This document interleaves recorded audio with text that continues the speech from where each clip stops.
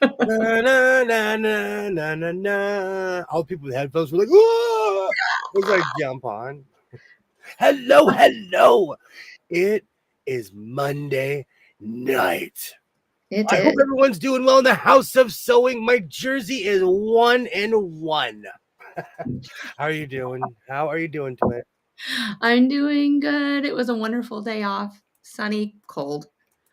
Yeah, got to drive around with my daughter today, but I'm here and I'm ready to rock and roll. I can feel your energy already. It's Yay! amazing. I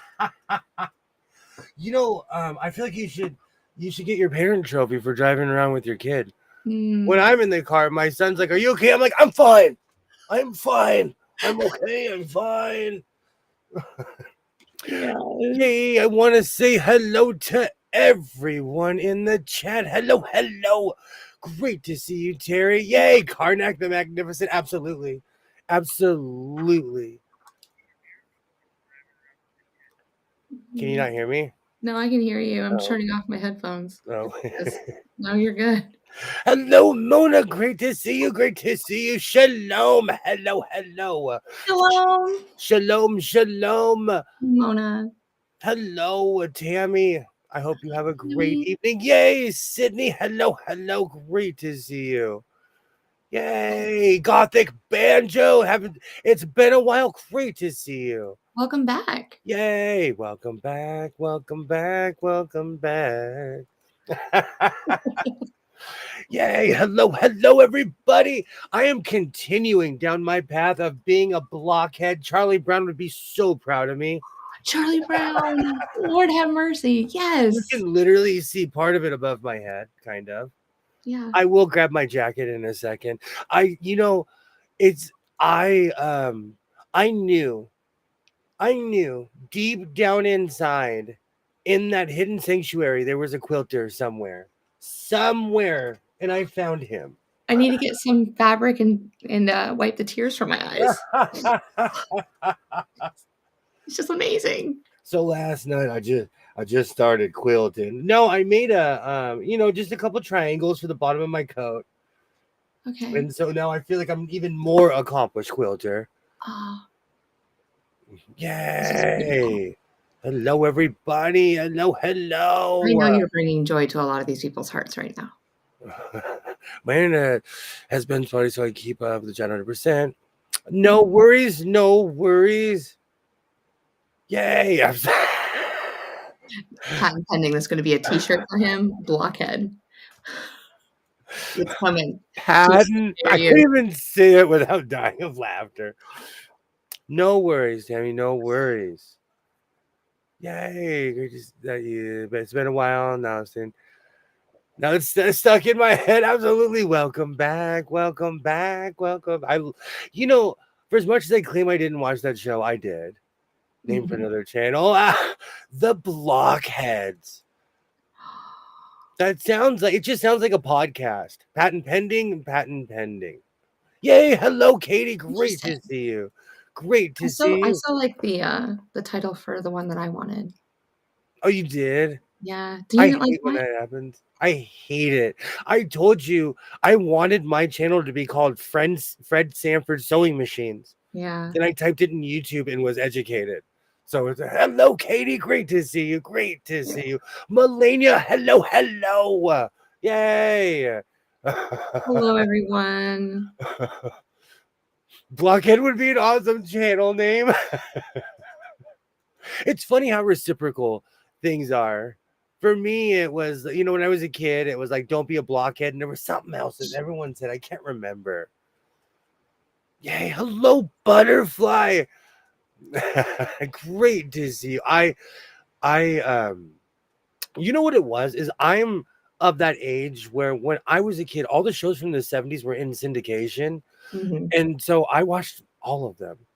Yay, hello everybody. Great to see you, Butterfly. Hello, hello. I'm gonna jump up in a second. Oh, will the real Fred Sanford please stand up? I wanted that channel name so bad. Aw. But I respect people. Like I look to make sure I'm not jumping on anyone's time. Like I respect people. So, he was there first. Wasn't that his name? Yeah. Yeah. Well, no, Fred Sanford Sewing. Like, I wanted the exact name of his channel. Yeah. You know, so it is what it is. Mm. Now I have Welcome Back Kotter stuck in my head. What are you working on today? Well, I did the Corey Yoder block 2, which I have right here. So, but that's pretty much all I worked on today. And then, and I finished, I did post it on my channel. And and then last night I was working on a quilt when we were talking. Awesome, awesome, awesome. You want to see it? Yes, absolutely. I'm just Yeah, okay. hitting buttons. Hit all those buttons. Get it going.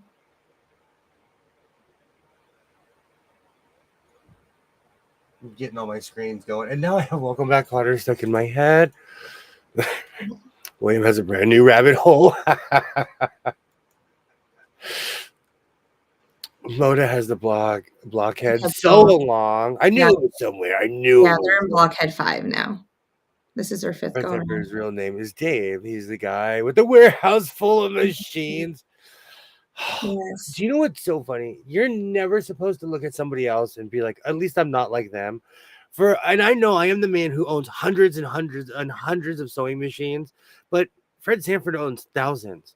I remember the first time I watched his videos, I was like, okay. Do you feel normal compared to him? We're all normal. Eventually I will. No, I'm not saying that I will not morph into him, come out of my cocoon to my inner Fred Sanford. I'm not saying that. I know that's going to happen one day.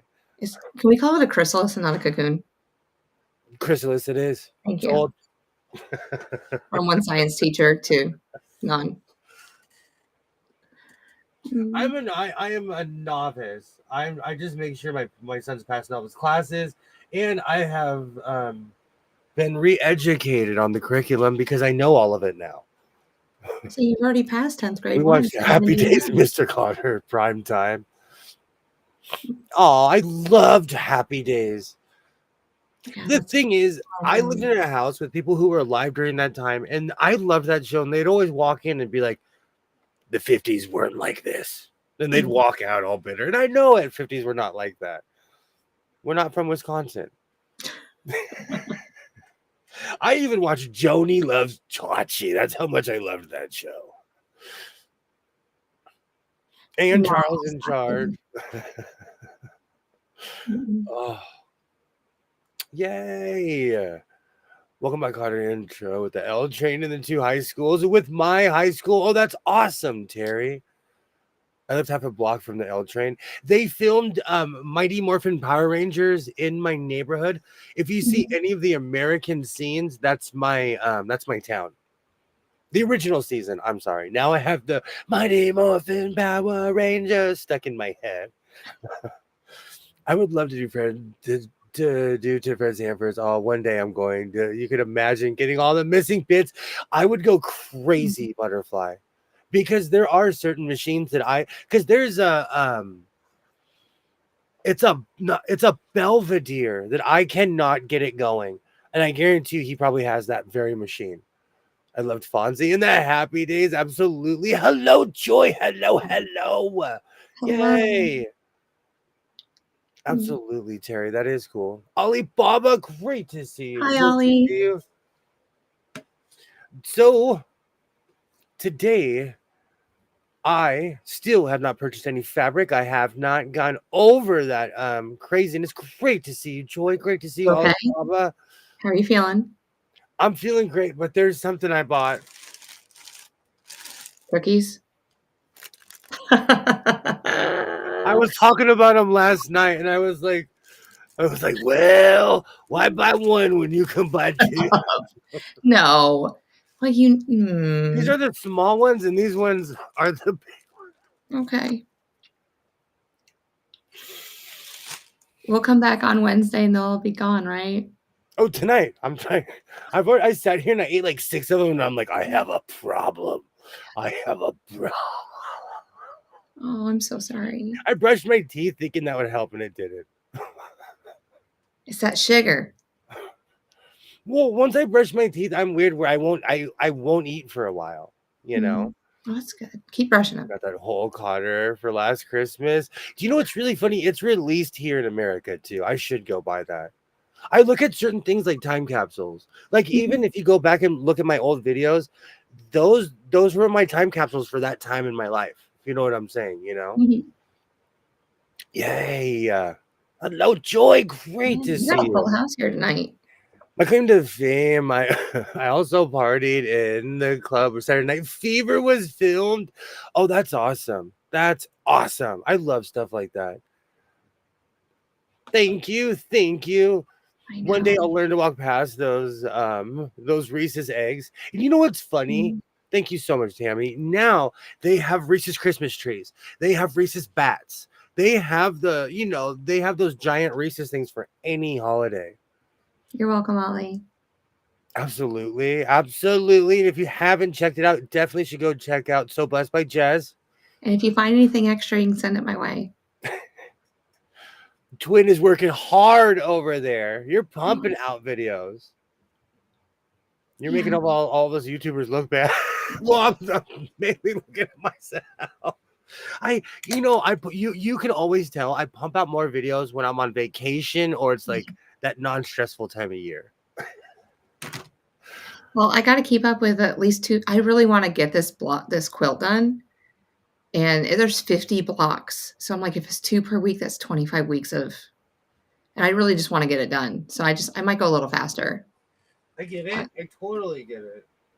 Like, I'm not sick of it or anything like that. I want to move on to other things too. So it's fun. It really is. I still haven't finished that project that I started last week because I moved on because I went straight to my blockhead nature and I fell in love with the and broken dishes. you would have laughed when I put that patch on. That thing was so stiff, it was standing at attention. Oh, you still can't see it. It was so stiff, it was standing at attention. I laughed. I could tell that it was a stiff block because when you held it up, it like didn't flap in the wind or anything. It was just like, hey, I'm here. You know what's really funny, Butterfly? You know what I did recently? The Girl Scout cookie. The Girl Scouts are waiting for you outside of every store, and they're so offensively polite because they're like, "Would you like Girl Scout cookies?" And I'm like, "No, thank you." And they're like, "Have a good day." And I'm like, "You too." And so today, We take cards. We oh take everything. gosh! And then today, I was walking out of Walmart, and I told myself, "Don't look them in the eyes." But aren't they so cute? I didn't look. I didn't see what they looked like. I just walked by like this. Like they were like, "Sir, would you like any Girl Scout cookies?" I'm like, "I'm very sorry. I hope you guys have a eyes, you just stare at you and go, Mr. So's, you know you want one. Just one box. Mr. Scrooge, would you like some Girl Scout cookies?" Thank you so much, Tammy. Thank you so much. I saw the Tramps Village people and Carol Douglas, Patti LaBelle up close, personal. Wow. That's so much better than my list. I have a list, but it's a bunch of punk bands that no one's ever heard of. Mm-hmm. Oh, and I've seen the Scorpions. I've seen Slayer. I've seen the Scorpions performed every year at LA County Fair. And I've seen them in Vegas. They know how to make money. Oh, what is devil's food? Anything that you're not supposed to eat. Like I'm hey, Pam's handmade. Hello. Hi, Pam. Yay. Absolutely. I can't help but to buy. Okay. Let's have a talk. Last night, I have a box of Thin Mints in my house. Is that row still in here? I need a sleeve or two, right, Ollie? Not one or two. Last night, it was late. I ate a whole row. And I've been avoiding it. I was like, because I knew the second I opened it, I was going to eat the whole row. And I did. You need to teach my husband how to bypass Girl Scout. Do not look. I could teach a class. I would be like, They would look at me and be like, fail, you failed, try again. Come on, do not look me in the eyes. It's so hard. You just go into a store. They're there waiting for you when they come in. They're just sitting there. Great to see you, Bam. Great to see you. The lemon cookies are really good too. Oh, they're good. They are. Have you had the Toasties? Yes. Oh, they taste like Cinnamon Toast Crunch You know what it cereal. is? Oh, my mom and I, we have this weird thing where we like if it's a new box, we'll try it out. Like we've never heard of them, we'll buy them. You know. Yeah. There was The only ones another I haven't one. had are the gluten-free ones. I think they're gluten-free.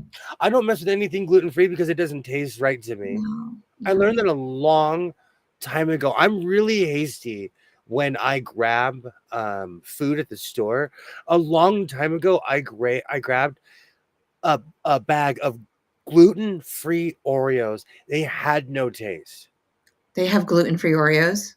Yes. Gross. I live in the Just land of kale and there's gluten-free everything. no. Here, there's everything's gluten-free. I try to eat as gluten-free as possible, but Oreos is not on that list. Give them to Katie, I cannot resist Girl Scouts at all. me. Yay! Hello, everybody. You guys are amazing. Look at this community. I love it. I've learned to not look them in the eyes, though. They're like, Mr. Sewing. Please. They're gonna make me walk to school in the snow. We live in the desert. Be gone. But they want to go on their little camping trip, and you have to help them make their Oh goal. man, tonight they were so sweet tonight. It like hurt my feelings. And plus, If it, when I drop my son off in MMA, I go and run errands. I am the Mad Hatter. I'm sitting there with my watch. I'm like, okay, that took 15 minutes. I gotta go home, put some laundry in. I'm like, I'm running with my stopwatch. So do not get in my way. I can hear you just running through the forest. I'm late. I'm late. I am all perpetually, and well, not in that sense because I'm always early, but you Yeah. know, I don't mess around when it comes to time. I am failing so bad with snacks. And you know what's so funny? I tell my son you can't eat sweets for dinner as I'm eating Reese's eggs and like a sugar cookie for dinner, washing it down with coffee. I made biscuits today, like homemade. Oh, I know, like taking the frozen butter and smashing it and, just hello, rolling it out by hand. Linda's trendy treadles. Great to see you. Sorry, great to see you. Great. Great to see Oh, you're you. good. And I was a Boy Scout and Chief Scout. Went to the International Scout Camp so I could get. I was a Boy Scout up until junior high because it was different when I was in junior high because they put you on a flagpole. Yay, Christy V! Hello, hello. Hi, Linda. Kilroy, hello, hello. Hi, Kilroy. Oh, my Girl Scout cookies. I want to know who makes them. That is good. I've had so many. I think if you put me under a wand, I'd be glowing. We talked about Yay. that one time. They're made in the US. Oh, that's right. We did have that. We did have that comment. Yeah. I Like, forgot about isn't it that. like Michigan or Minnesota or something like that? They're made up there. Yeah. Or at least one. Like, there's 2 different, factories that make them. So many gluten things taste like sawdust. And you know what? If you have that allergy, in no way, shape, or form am I trying to shame you or say anything bad because it's not even about that. I am a glutton. I eat a lot of food. I'm a snack hound. I'm the guy at the grocery store in the sweet section taking more time than I do in the salad section, which shows. But Salads and are also where I live, everybody's like healthy in a crazy way. You know. I went Mhm. to the international camp US. That is wow. My brother was really into that. When I hit junior high, I was like I was trying to blend in. Hello, hello. Hey, Christy. Wow. Heat wave. Oof, I'm not going there. Absolutely, Christy. Absolutely. I don't even want to say how hot it was today. I have snacks on Monday, Wednesday, and Saturday night. What does that do? Absolutely. Hello, hello. I Great to wonder see where she's having snacks at. you. What are you eating right now, Terry? They're made, they're made specifically for the Girl Scouts bakery specifically make for them. Mhm. It's in Illinois. It's Oh, polar vortex time for some reason. I want ice cream. You're reminding me I have some in my freezer right now. I went through this weird chocolate kick where I ate chocolate every night for months. And then one day my body was like, well, boss, you look like that tub now. You need to stop eating all this chocolate. So I have half a tub of chocolate in there. I think it's when I got sick is when I guilted myself. International K was in Switzerland. Wow. oh no, Ollie. Wow. We went to camps and stuff, but they were like lakes all around LA or like we had this thing called the Order of the Arrow, but I live near a wannabe national park. I guess it's protected. It's a national park, but there's a railroad that runs through the middle of it. Mhm. It's a weirdly protected. There's bison over there on that side of town, but we'd always have a ceremony because it's woodsy where I live, kind of. Mm. I had ice cream before I left tonight. Do you know what's so funny? These conversations, when the stream is over, I run to my kitchen and I'm like, I don't even know why I'm hungry, but I'm starving. Just hungry. Oh, I'm gonna make a cookie ice cream sandwich this evening.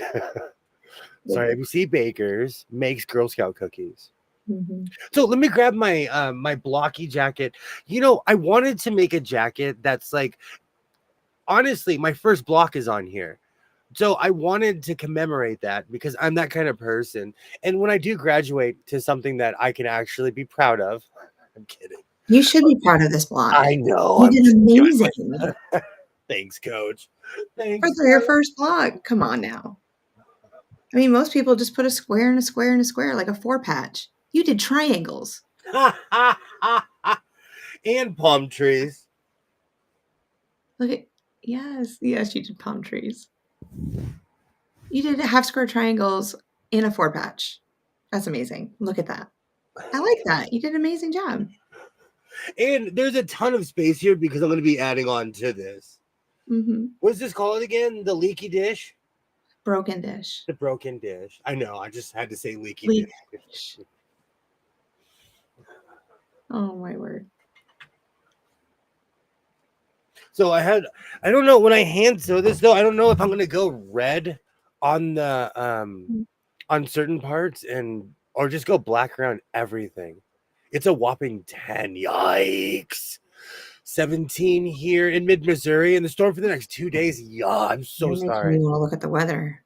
Oh, I get the snacks out of the house and then I start creating them. I do that. Oh, that was me. I had to stop buying those big things at Twizzlers. I was using them as straws. I got ridiculous. Then I'd eat it.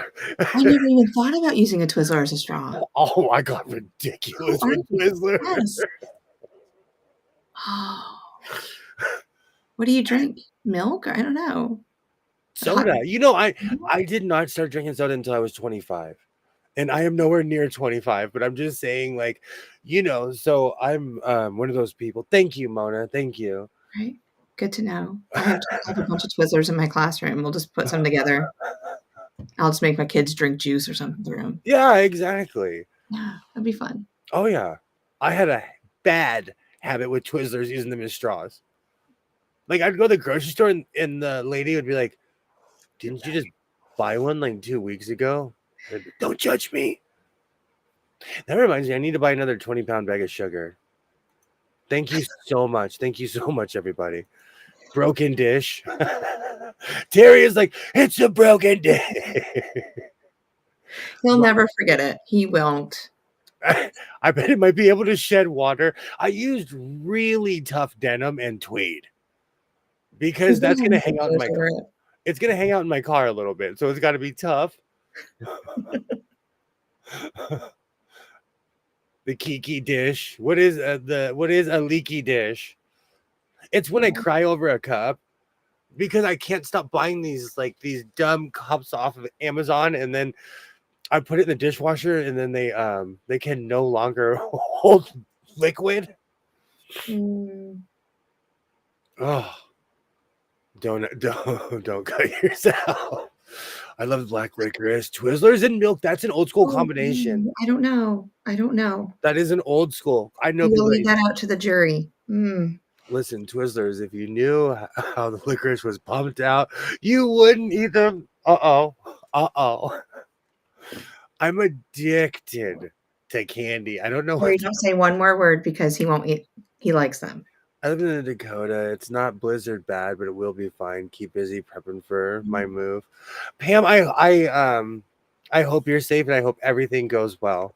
And moving, oh man. Somebody told me recently when I do move, it's gonna take me a year.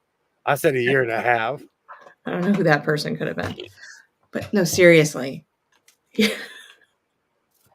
It's because every time you bring something up, I bring out something new, and you're like, oh man. I just don't understand. Like, it's going to take, I don't know how many tractor trailers, not U-Hauls. I'm going to say tractor trailers to get you out of there.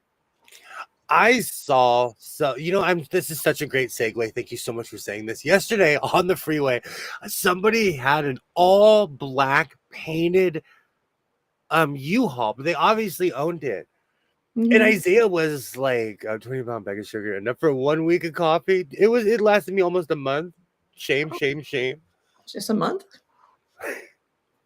I thought we were done with 2 weeks. My son was like, we got a good 3 pounds in here.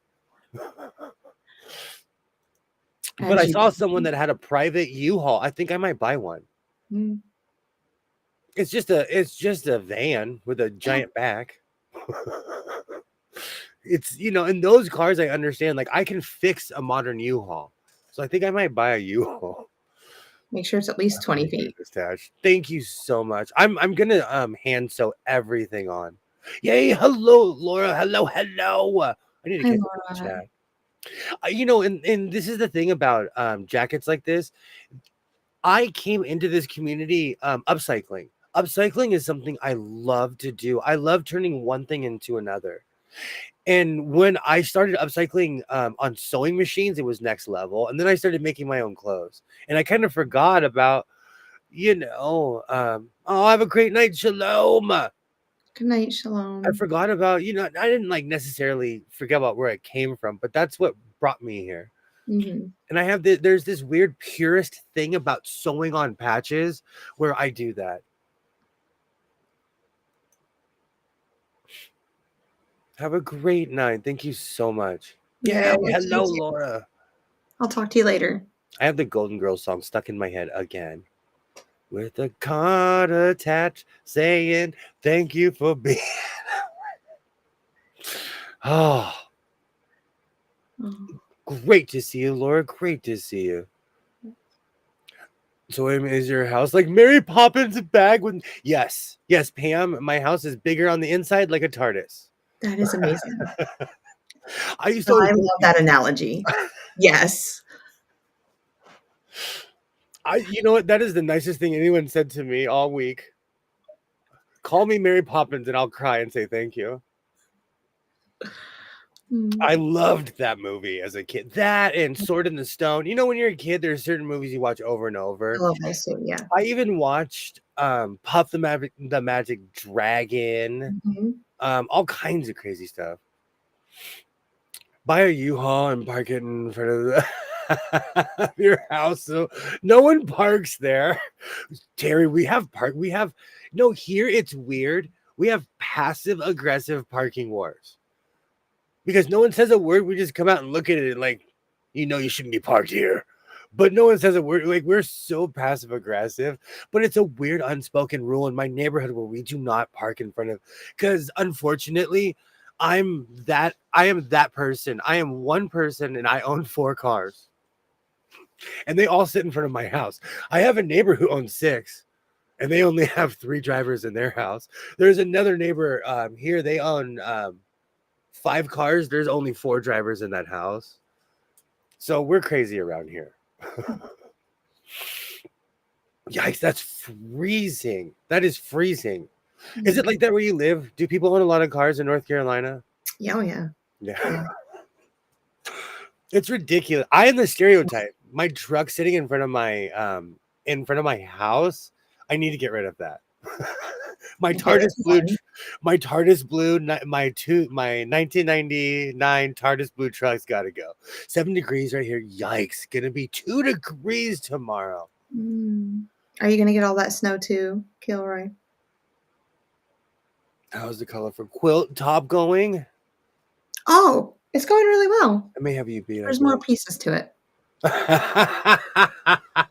I've been doing way too much retail therapy lately. I'm Mm. taking this year off because last year I treated myself like I was the Maharaji. I was the king of sewing land. And I'm like, treat yourself. I bought so much stuff that I'm still sorting through stuff that I purchased at the Goodwill bins. Yeah.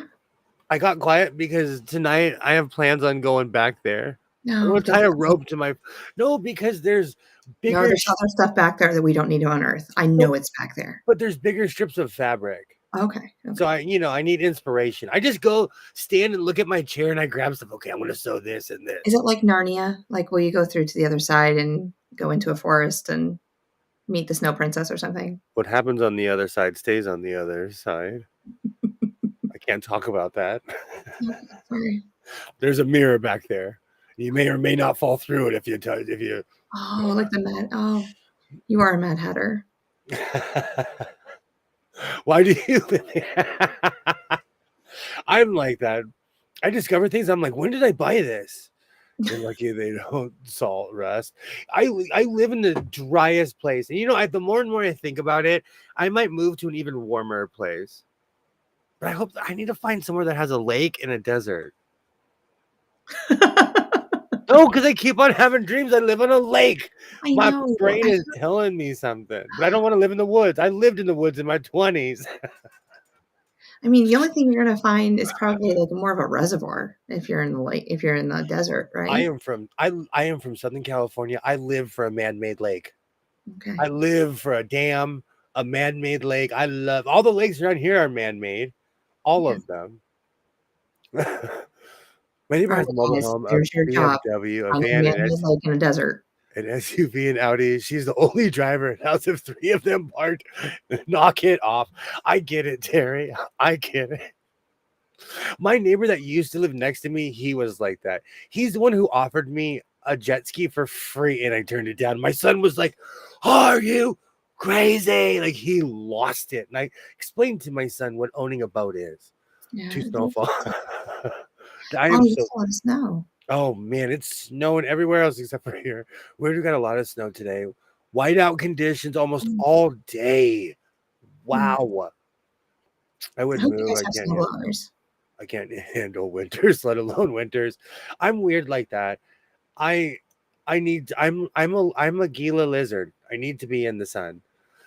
I wanted to take a year off, but when you can't, so you buy things that you think I totally get that. Mm, That's why I have all this fabric in here because I'd be like, oh, I'm gonna sew this one day. I'm gonna sew this. I'm gonna buy roosters for no reason.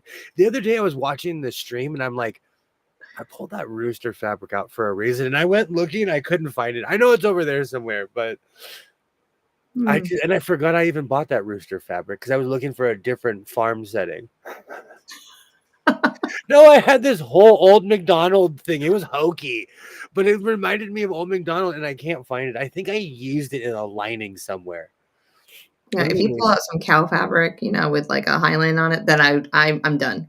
I'm Well, absolutely done. I have like the stereotypical black and white Jersey cow. Oh, the You know, Holstein. Mhm. one of my neighbors has 6 cars. 2 are in the garage, 4 are bumper to bumper in the driveway. It's like that here. It's Yeah. like that here. Everybody owns just a gaggle of cars. William wants to live in a conflicted area, a lake in the desert. I do, Terry. I do. It's because I've lived all around the United States of America. I'm a desert dweller. I keep on moving back here. Hold on. I heard an extremely large slam. Give me a second. Mm. Having children is so much fun, they say. They are. Absolutely, they are. Oh, I had children. It's wonderful. But yeah, so we're on the quest. Somebody needs to help me. Actually, I'm not really doing any much help at all, but find a lake and a desert. It can just be land. He's gonna put like 100 Lowe's sheds on it anyway, in a round circle. But let's see here. I wonder what y'all are saying. Oh. Oh, let me catch up. Let's see.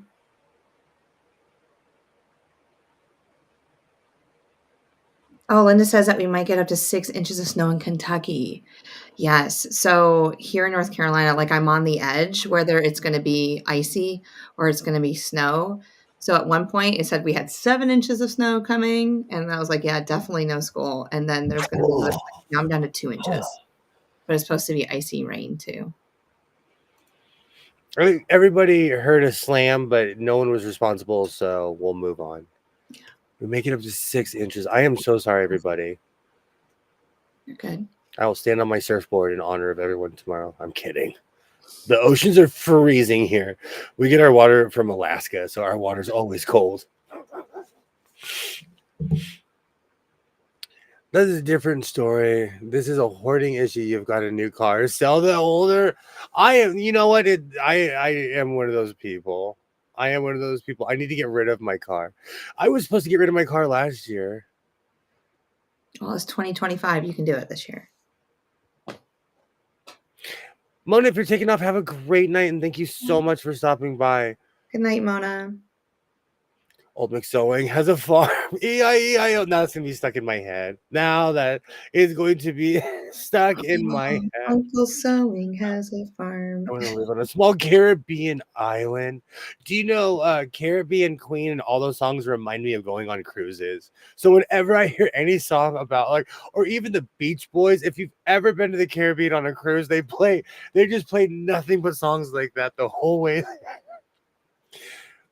You only see classics here during the summer. Drive them. You know, I totally understand that. That's like here. Everybody's a biker all of a sudden during the summer. There's property around here. Can William just build his own lake, collect rain? That's not a bad idea, Terry. He probably would. I have a tractor. And you would laugh if you saw how people dig pools. They just get 2 backhoes and drive them in circles. Mm-hmm. 2 little bobcats. I watched someone build my neighbor's pool. I was like, I could do that. Yeah, I could totally. my grandpa built his own pond, so I totally get it. I watched it. Lake Havasu is where Tiffany is. Yeah, that's Arizona. Have a great night, Mona. Thank you so much for stopping by. She had such a good live stream today too. I loved it. You know what it is? I don't like, as someone who lived in Arizona, I don't have a problem with it. It's just, it's a long drive from here. It just feels like a long drive for some reason. Mm-hmm. So I will be going to the quilt show in Vegas. Oh, there you go. I'm wearing this. Yeah. I'm going to wear this at the quilt show. Have fun. I have plans. You know what though? I'm gonna add so much. I'm gonna add so much onto this. It's not even funny of how much, you know. So by the time I get there, it would look much different. You're like blinging it out. I'm gonna put 1,000,000 patches on it, but I just don't know which direction I want to go because I am, you know, a lot of my patches aren't necessarily for the faint of heart.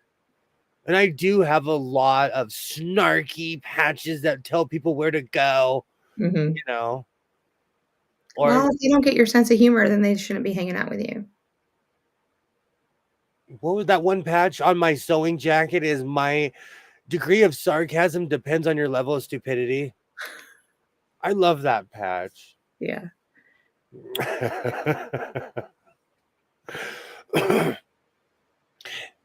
But also, people are really sensitive nowadays, and I'm not here to alienate people. Look, I was that angsty teenager who would wear t-shirts with curse words on it. It's in a really ironic twist. I had a cousin who would dress like full punk. He literally wear a belt with nails. And like in a weird way, like I dress like that as an adult without the belt of nails. But I'm just saying, like, you know, that would be a tough hug. Yeah. Terrible hug. Terrible. But I'm just saying, you know, like, I know my style's unorthodox. I know.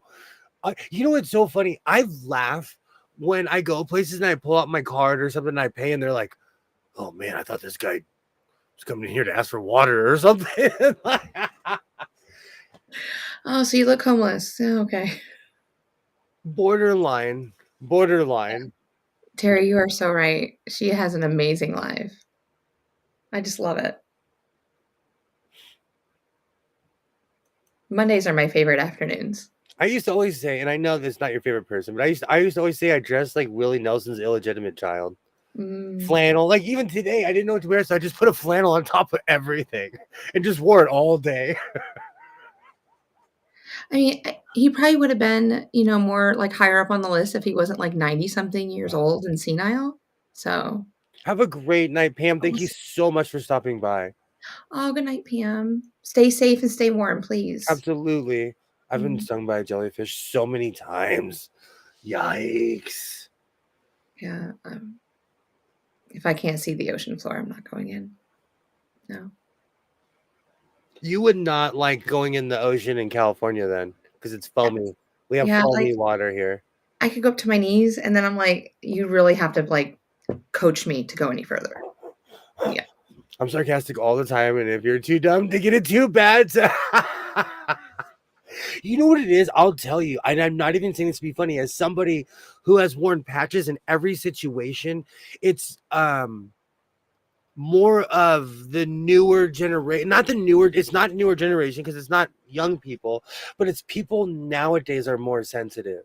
And we don't walk past each other. And I'm not kidding you. I think sometimes it's because of the internet. We have this unreal availability or the veil of availability. And so people don't have that common courtesy anymore. Most people say, I love your vests. I'm not kidding you.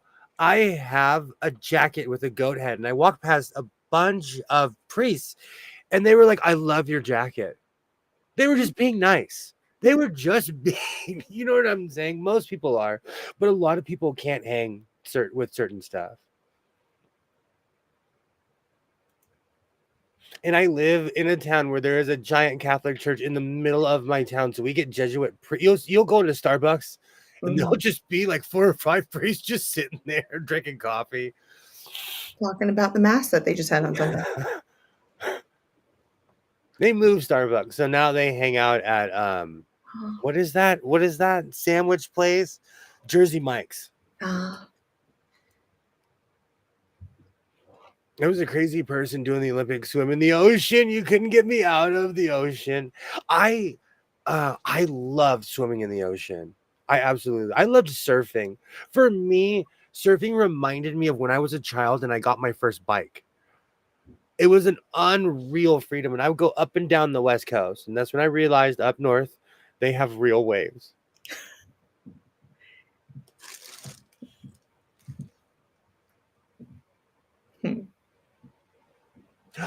I fixed my computer, twin. You did not? I did. I was afraid to even bring that up. I was like, I'm not even. I wouldn't be so cheery. It did take me to a dark, bad place. Right. But I did have to start over, but I saved everything. Yeah. And a lot of stuff I don't even want to go back to. And so everything, if I ever want to go back to that life, it's on an external hard drive. So it's all working okay right now. I'm on Chrome. It's running where it wouldn't even run Chrome before at all in any way, shape, or form. So we're back. It's back. And I deserve those Reese's. Another one. I completely reset the computer though. You did it as well. Very well. So maybe there was something internal. I've never seen more than one priest in the same place. Oh, in my town, it's not rare. And in that same area, there is there's a lot of Hasidic Jewish people that live in that area, and because they do not drive, you see them at the bus stop all the time. So it's weird. You'll see a Hasidic Jewish person sitting in front of a Catholic church. That side of town is fun. Yeah, and you know what? They all peacefully coexist in that same side of town. I would hope so. I was actually in the water with a shark swam by. I was both No, intrigued and scared of them. Do you Terry. know? Nope. Have you ever been whale watching? No. It is so On TV. terrifying. It much like it's safe when you look up when you go out in the sky and you look out in the Milky Way. When I go out in the desert, it's much more safe when you go whale watching and you see a 2-story building jump out of the water and then crash, and you're like, if that thing falls over here, we're finished because I'm not swimming back. I'm not swimming back. Oh. No, give me my life preserver jacket. Give me everything. Like double, triple, bag me up. Whatever you need to do. I'm gonna float out of here. When I was younger, we used to go whale watching all the time. And as an adult, I don't know if I would put myself in that same situation. I think it's because lately I've been watching a lot of close call videos. There was a woman on a kayak, and then all of a sudden she's like, "What's going on?" And her kayak goes sideways, and a freaking whale jumps out of the ocean. She's like, and it wasn't majestic. It was terrifying. Oh, I would have, yeah. It's kind of like when I was surfing and those 2 whales came up. I'm sorry, and the 2 dolphins. Mm-hmm. My heart would I was like, this is scary. It was not majestic, and they laugh at you. Dolphins are dolphins laugh at you. Oh, and they're just one giant muscle too. Mm-hmm. It's different. Like dolphins in the ocean are different than the ones that you swim with in the Bahamas that have lived their whole life in a tank. The ocean dolphins are buff. They're smoking cigarettes. They have vests on. They're like, "What are you doing on my beach? What are you doing?" Oh, they're ganging up on you. I'm serious. So should I? No, no. I need to sew before I iron. You see, when I was a kid, we would catch sharks by the hand, only 1 foot long baby lemon sharks or white nurse sharks. They used to do this in Mexico, and people were taking them out of the ocean so much that they passed a law in Mexico where you couldn't take the sharks out of the ocean. I couldn't believe they're rough like that, like sandpaper. I've gone whale watching quite a few times. I have a T-shirt with a whale on the Texas Dolphin Fleet. That was the ship's company name. I love stuff like that. It's been a while. I used to go deep sea fishing once a year. I actually had a neighbor who every year would bring me 40 pounds, 50. One year was 60 pounds of tuna. And I was like, dude. Oh, delicious. But I was like, why are you bringing me all this fish? He's like, I don't eat fish. I just like going fishing. Oh. So every year, and it was like literally fresh from the ocean. It's amazing. I've gone whale watching quite a few times. Oh, that was Katie. Sorry, I thought it was the other Katie. I need to put my glasses on. I've never been off the coast. When you take cruises, they take you purposely in international waters so they can open up their duty-free shop. Mm-hmm. And they can sell you cigarettes for $20, a carton for $20. And because when they all open, it's like a ding ding. Yeah, we are now open. Do you know what's so funny? I always wondered, a lot of that stuff you can't bring back. So it's a racket because they sell it to you on the ship. You buy like 10 cartons because they're literally $20 and then you can't bring it back. Why not? If you get searched, they confiscate it because it doesn't. You didn't pay U.S. taxes. I've never been. That no one's ever taken anything from me. Neither have I. But I've brought stuff back where I was sweating. They're like, "Do you have anything to declare?" And I'm like, "No." Yeah. 15 cartons. I have like handles. I did bring an empty suitcase, but now it's full. Took my kids on a whale watching tour and they loved it. We went to SeaWorld the next day and they were disappointed. I have amazing memories of SeaWorld. I have amazing memories. And I think I have a real bias because, like I said yesterday, my son watched Blackfish and he was like a little kid. And he's like, I don't want to go to the zoo or SeaWorld anymore. We would go every year. Every year. My cousin was fishing and caught a shark. He took it home. My Italian grandma started to food prep it when it was pregnant. Oh, so we took the babies to the bathtub and played with them. Oh, amazing. Do you see the video of the kayaker who was swallowed and spit up by the whale? Yes, I did. That's nightmare fuel for someone. Nightmare.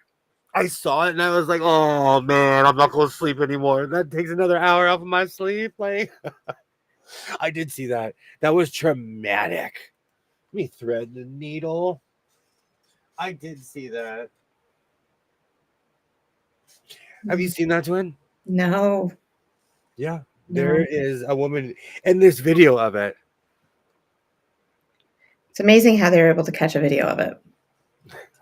Like, absolutely. You know, that's the first thing I thought of. You know what? I bet she like drank gin and smoked cigarettes, and I bet she's happy. She just wasn't palatable. Yes. See, that's how you survive. That's how you survive. Make yourself unpalatable. You're not going to like me. Yeah. I'm going to taste awful, whale. I'm going to taste awful. I can imagine. I'm going to do this in black thread. We're going to go old school patch style. Okay. I was going to use the sparkle thread, but that's like, I'm going to save that for another day. And it's not raining today. I know I have black thread just laying around. I have a drawer of black. This spool is used, but I have the Coates and Clark spools of black and white and red.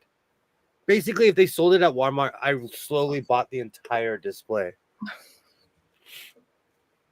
Yeah, I have them too. I only have black and white. I don't have red, but yeah. I went through this weird phase where I started doing a lot of red projects. Mm-hmm. Red's a nice color. It's one of my favorites. And I just also discovered I look good in yellow.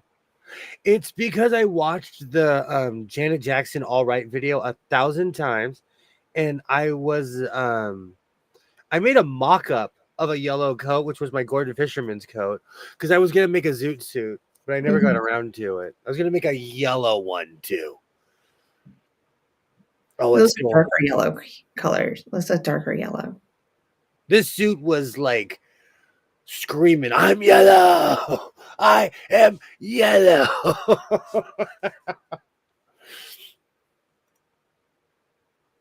Blackfish was eye-opening. Absolutely, the babies were alive. So, needless to say, we stopped going to zoos. I don't get emails every time a baby chimpanzee is born anymore. Or the giraffe. We were there when the baby giraffe was born. Yeah. Oh, yeah. Was that like a couple years ago? Mm-hmm. Mm-hmm. Yeah, we had a giraffe watch at school. That was at the LA Zoo. We were there. But then my son got morals. Internet. That's why you shouldn't let your kids on the internet. They get morals and stuff. You know what? It's so funny. He's raised around pirates, so he's kind of like Lily Munster, where he's on the straight and narrow, and good for him. Yellow suit and go Morris Day in the. I love Morris Day in the Time. I absolutely. And you know what's so funny? Because of the internet, people. There's so many stories about how much of a horrible human he was, and I still don't care. Just don't do any business with him, and you'll be fine. Someone picked up a camera instead of a gun. Well, you can't. What are you going to do against a whale? A long time ago, a bear, when I lived in Oregon, a bear invaded our camp because we were sloppy. We left food all over the place. We were cooking. And someone I know let off multiple shots in the bear, and the bear stood up and went, ha, ha, ha, ha, and laughed at us. Imagine if you were trying to do that to a whale. And we ran like cowards. We left fire. We came back and put the fire out, but we ran like cowards because you're not fighting a bear. We literally got in the car and ran. Oh. But back then, that was before camera phones. I was just scared. I would be absolutely frightened too. A city person who had never really honestly ever seen a bear that wasn't like tamed. Like Mhm. it was a wild bear. It was a big one. So I grew up in the Adirondacks, and so there's black bears up there and everything like that, and I used to see them when I'd go hiking, but they would be far enough away that I mean, they didn't bother me or anything like that. But my dad would just tell us to be still. Bears are terrifying. I don't even want to say on stream what they'll do to you. Oh, I can And just polar bears are even worse. mhm. Oh, if you're talking, I can't hear you. Oh, damn it. Oh, mm,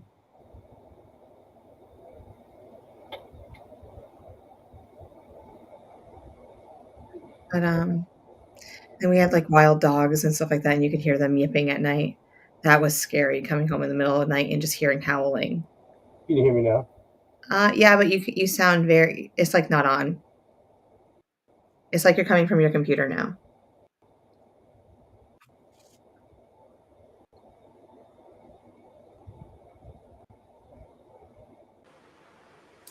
Can you hear me now? I can hear you now. Yes. Okay. That was a terrible transition. I tried to move my microphone and I unplugged it. It's because I have this whole Steven Tyler thing going on down here. Yes, you do. I'm just waiting for you to break out some song from him and just go at it. Oh, you had to say that. Now I have the Armageddon song stuck in my Yeah. head. Oh, I've actually seen Aerosmith in concert. Yay! Mhm. Thank you. Whales don't think. Oh, what I was gonna say about polar bears is they're terrifying. And they're silently, they're cuddly and they have big googly eyes and they look at you. They will Mhm. attack you with that same disposition. They are quiet. They're so scary. Polar bears are so scary if you really think about it. I want to see a polar bear. Not in a zoo. Polar bears are so scary. They are Yeah. so scary. Like I watch a lot of stuff in Antarctica, and this guy like he was on this rig or something, and a polar bear is just sitting there getting its paw through the stairs. It put its Mm, face like trying to, and it's quiet the whole time. At least a brown bear is gonna yell at you. You wouldn't even yeah. see a polar bear the Poke white. her out a little bit or whatnot. Yeah, and they run at you and they let you know they're there. A polar bear, oh, they're creepy. Yeah, hey Mm. Sydney, I'm so glad that you're here. Whales don't think. Killer whales do. They scare me too. They live rent free in my head. I think it's because I have a very famous picture of me next to Shamu, Mm. and I guarantee you Shamu was like, "Come in here, little boy," because I'm standing next to the thing, and Shamu's getting closer and closer. He's like, Oh, no, dude. "Oh, you look tasty. Come in here." Did he smile and show his teeth? I remember turning around and Shamu was face. I was face to face with Shamu. Mm. He was probably hungry that day. They didn't feed him enough fish prior. Like, "Oh, you can just have William." I've actually seen a polar bear walk across the ice or snow. Their coat isn't pure as white. Yeah, because they're rummaging around in the dirt and stuff. Polar bears are scary. Well, I think their undercoat is brown. They're I can't even say on stream what a polar bear will do to you. I can't. That's how awful it is. I love polar bears are my favorite animal. I like the Coke polar bears. Yeah, they're cute. I'll sport a Coke polar bear shirt, but I'm also not willing to go close to. I think rhinos are intriguing. I'll never run up on one. Polar bears are huge and scary. They aren't cute bears who drink Coke. Absolutely, Katie. See, Katie knows. Guide to bears. If it's brown, lay down. If it's black, fight back. If it's white, kiss your ass. Oh. Polar bears are the worst. Killer Ray is 100% correct. Polar bears are the worst. So, fun fact, I didn't know this. that their fur is translucent, so it only appears to be white because it reflects visible light. Wow. So, fun fact of the evening. Thank you, Teach. You're welcome. I got to bring facts when I can think of them. But wow, I didn't think about that. Like I thought they were really brown underneath and just had white tips. My husband took a photo of one swimming in the water from the ship he was on. It was big male bear. He's so beautiful, and I'm so jealous he got to see. Oh man, I like seeing him from far away, but it's I bet Nico sees a lot of interesting animals out there. I visited my nephew in North Jersey. He had acres of land, and we saw a family of bears on the property. I was like, "Get inside." He was like, "It's okay." Oh, The undercoat is black. Did not know that. See, a myth was sloths are. I like. Are those the ones that smile? Yes, and the slow moving. Yes, I just want to touch one. I just want to pet one. I don't want to hug it or anything. I don't think I want to hug it. That's how it starts. Yeah, That's how it starts. like And you guys then know me and animals. Come on now. I would totally probably do it, but no, I need to draw the line at the sloth. I'm gonna draw my line. is that added to the list or what? I don't know. Since you're going to be the one taking care of it, apparently. Alexa, can you legally own a sloth in the United States of America? I don't have an answer for that. Of course you don't. I got you. I bet you can't. I bet you're going to say in the state of California, you cannot own a sloth. We go through this. Everything that is fluffy that I want to own. They're legal in North Carolina. Now I'm going to say California. That's a no. We're not allowed to have fun here. You cannot own a sloth. Sorry. You see, I knew. I already knew. There are regulations about owning exotic We're the pets. land of. I literally live in the land of lawyers. Yeah. That's amazing, Katie. That is absolutely amazing. I love nature, even though I live in the definition of a city. But you can own one in Nevada. Smell. Sloths smell like burnt popcorn. Good to know. Yeah, when I moved to Nevada and opened up my museum, yeah. I'll have my guard sloth, my guard shoebill stork. That we're gonna have to smuggle into the United States. Got it. I'll write a letter. I'm gonna to somebody. I'll find somebody. I know a guy. You can tell them that that you have a friend as a science teacher, and she has helped you understand how to take care of one. I wondered about that, Tammy. I wondered about that. That used to happen all the time with people we used to stream with. We need to get an older sloth though, because they live up to 43 years. Good gravy, because they're not moving fast. You'll live forever. No stress. Just so let Isaiah know he's gonna and have a sloth. Polar bears, grizzlies, and sloth bears are the most aggressive. Wow. You know what it is Mike Tyson kind of said it the best. Never own anything that can drag you away. But like an ostrich can't. A sloth is just gonna look at me and tell me to quit smoking. And your emu. That emu is gonna have a job. It's gonna be my guard emu in the front. You're still gonna do peacocks too? I love peacocks. Yeah, but you would need male and female, so you can have bibbic peacocks. Do you know we have officially turned into Fantasy Island?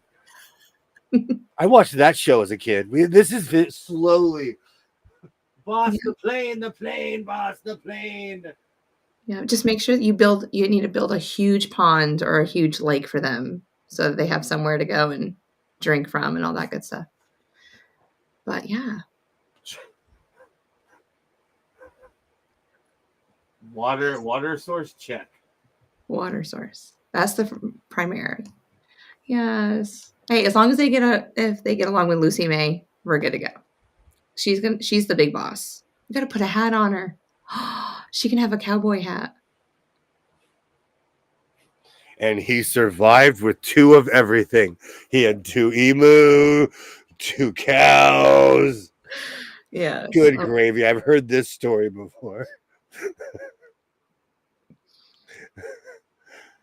You're really having on headset. So my Alexa can't hear you tonight. She can hear you. Oh, see, that's why I say a word. Mm-hmm. I'm not trying to start the AI revolution in my garage. That's why I say a word. I'm gonna hold. I'm gonna hold a sloth. They're also lazy like me. Sloths are amazing. Ricardo Montalban was hot.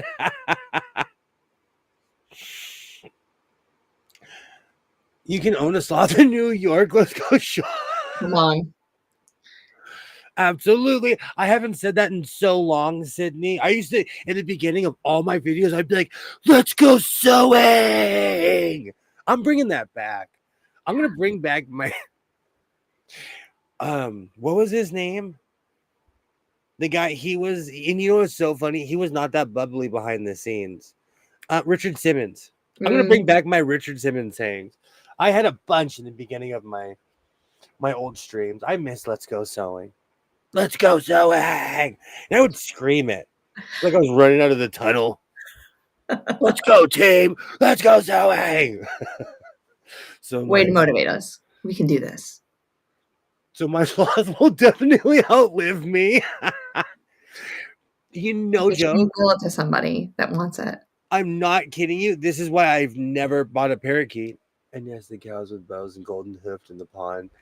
He made with plenty of fish and fowl. And see, and three backhoes and 6 bobcats. Because now apparently I'm gonna need like something the size of Lake Michigan.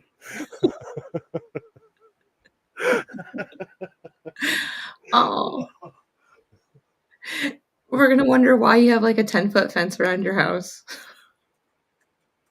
to keep them all in. I will tell people it's to protect you.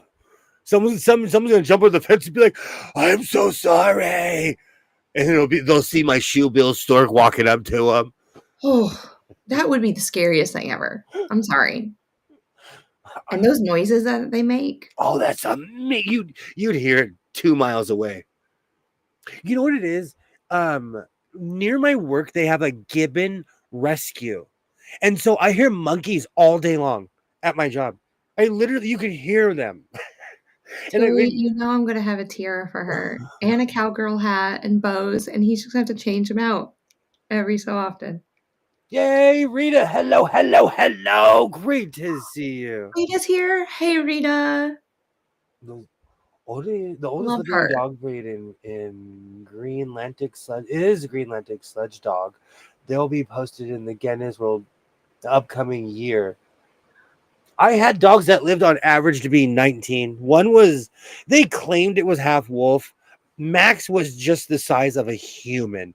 He was half German Shepherd and something else, but Max was 180 pounds. Wow, that's a huge dog. It was a big dog. When I was a little kid, he would walk us. We would not walk him. And then Cleophas lived to be 19 as well. Great to see you, Rita. Great to see you.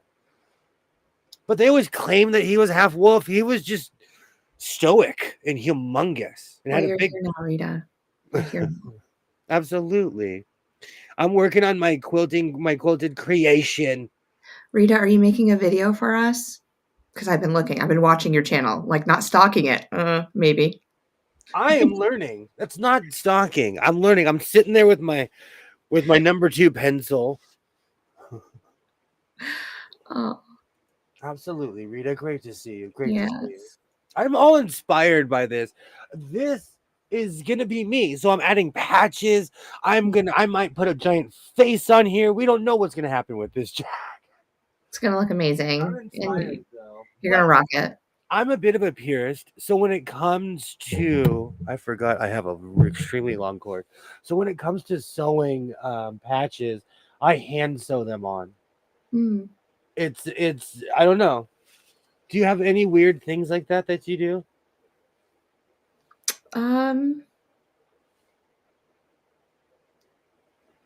I guess just like, are you talking about like sewing wise or just Yeah, sewing wise. like all my points have to line up as best, to the best of my abilities. I know exactly what you're saying. Yeah. Um,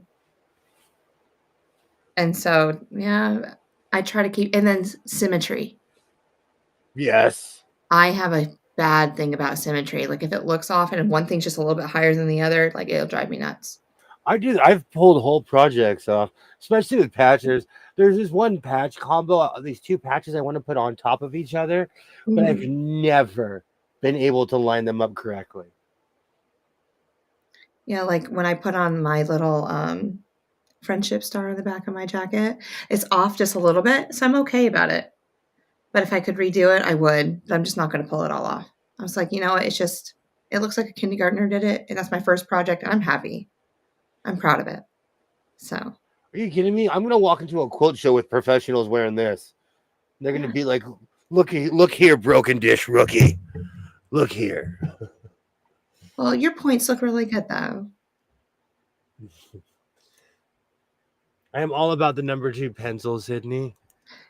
No, it's the Ticonderoga pencil, number 2. Wow. My favorite has a Chihuahua that is 19 years old now. It's crazy. I always check to see if she's breathing. In. I know that feeling. I know that feeling. I didn't know they lived that long. Amazing. If you treat them well, they live long. Oh wow! All right. Yeah. Look at that to my cat who is 18. Yeah. My in-laws had a cat that lived to 22 years old. Good. Great. Yeah, her name was Panther, and she even like broke a leg. She had lots of issues, and then she just like left and never came back one day. I sew patches because my dad sewed his patches on his military uniform by hand, and they were almost falling off. Exactly. Even like in the biker world, you're looked down on if you machine sew your patches. Everything's supposed to be hand sewn on. Oh, interesting. The math teacher, and you hate non-symmetrical blocks. Absolutely. Yeah.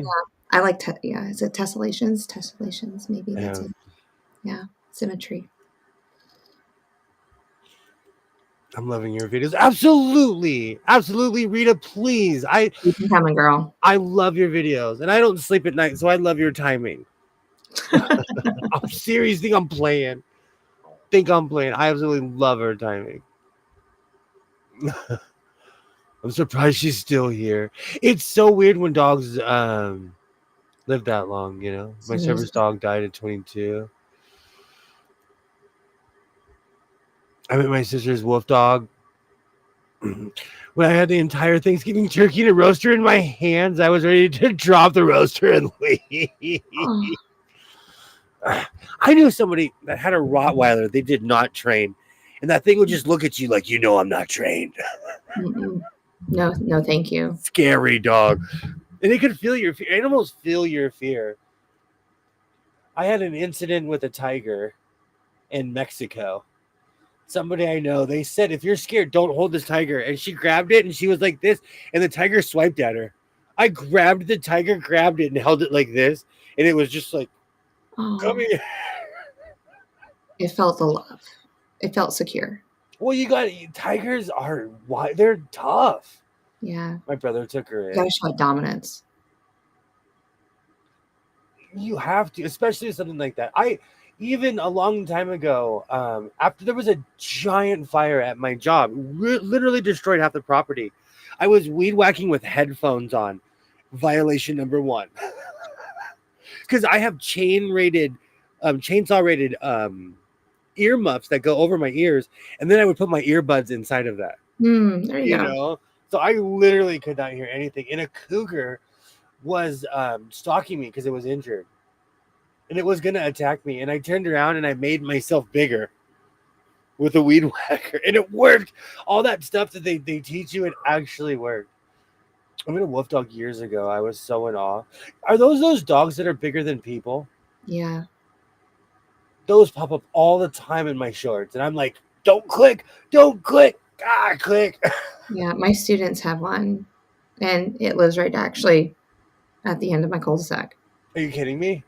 That's where it lives. It's like a wolf. It's like the size of a horse. Yeah.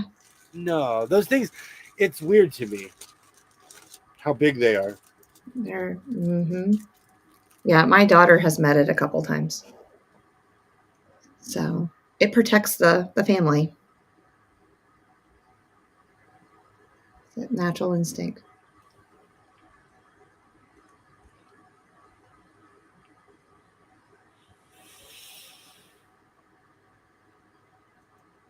It's okay. Reese's eggs are just evil. Rita, we all have some sort of insomnia. We really do. Some more than others, and that's okay. Some that develop it over time. But it all works out. Just stay safe. Rita, dogs read people too. I always trust a dog's instinct over a person. Dogs, they can smell out evil people. I love wild animals and dogs, so that sounds wonderful to me. I've always had hybrids. They're also extremely smart. Yeah, they are. So there's different school of thoughts. If you live in the area where they're from, like I watch a lot of videos from like Iceland and Greenland, and people will have big dogs and stuff like that. That's different. Or huskies. I watch a lot of videos about people that have huskies where it snows. I think it's cruel. I recently saw someone walking a husky around here, and I'm like, that's so mean. Yeah, unless they do something with that undercoat. I mean, it's just so much. But there's people that say that they still stay cool even when it's 100 degrees all the time. That's just weird. I never understood. Like, I would rather have a big dog than a miniature horse.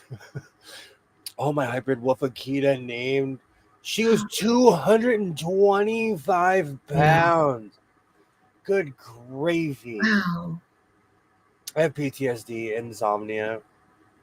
You know, in a lot of ways, I think I just, you know what? I wish I knew why I didn't sleep. I've been like that my whole life. I sleep in increments. And then I discovered third shift. Do you know what's so funny? I'm rewatching like all these old Carsons and stuff from like 1990 on. Some of the episodes I remember watching as a kid. Oh wow, it's bringing you back memories. So you're watching them because you were up late every night. But I watched Letterman because well, actually Letterman wasn't on until Jay Leno took his job because David Letterman was supposed to replace Carson. But long story short, I watched Letterman because like I'm not from New York, so that whole way of life was different to me. Letterman was hilarious. And I'm not even saying this to start a fight. I never watched Jay Leno. I watched a couple of his I wasn't a big fan, but I did watch it because my father watched it. My parents, they were always way asleep by then, so I always had control of the TV. And I always ended up watching Letterman. I don't even know why. I just fell in love and literally watched him from like the 80s all the way until the last episode. I don't watch him now, though. He looks like custard. Have you seen him with the giant beard? He looks like looks like he's in the Connecticut Regulars. No, he has to check that out. A giant white beard. Oh, he looks with that face. He has a giant white beard. No, he looks like a Confederate general. Oh, Robert E. Lee, here we come. Oh my gosh! If he put a uniform on either side, he would fit in. Oh, if he only had like the handlebar mustache or something, you know. Oh, it's huge, untamed beard. Oh, great. He's like one of those people who moved to Montana. Like, there's a bunch of really rich people that moved to Montana. Oh, cross that state off your list. I told you about glamping. I love Carson Terry, and going back watching it, it makes me appreciate it so much more as an adult. Like, oh man, it's really pulled me through this year. It's helped me through my no-buy. You could start up glamping in the desert.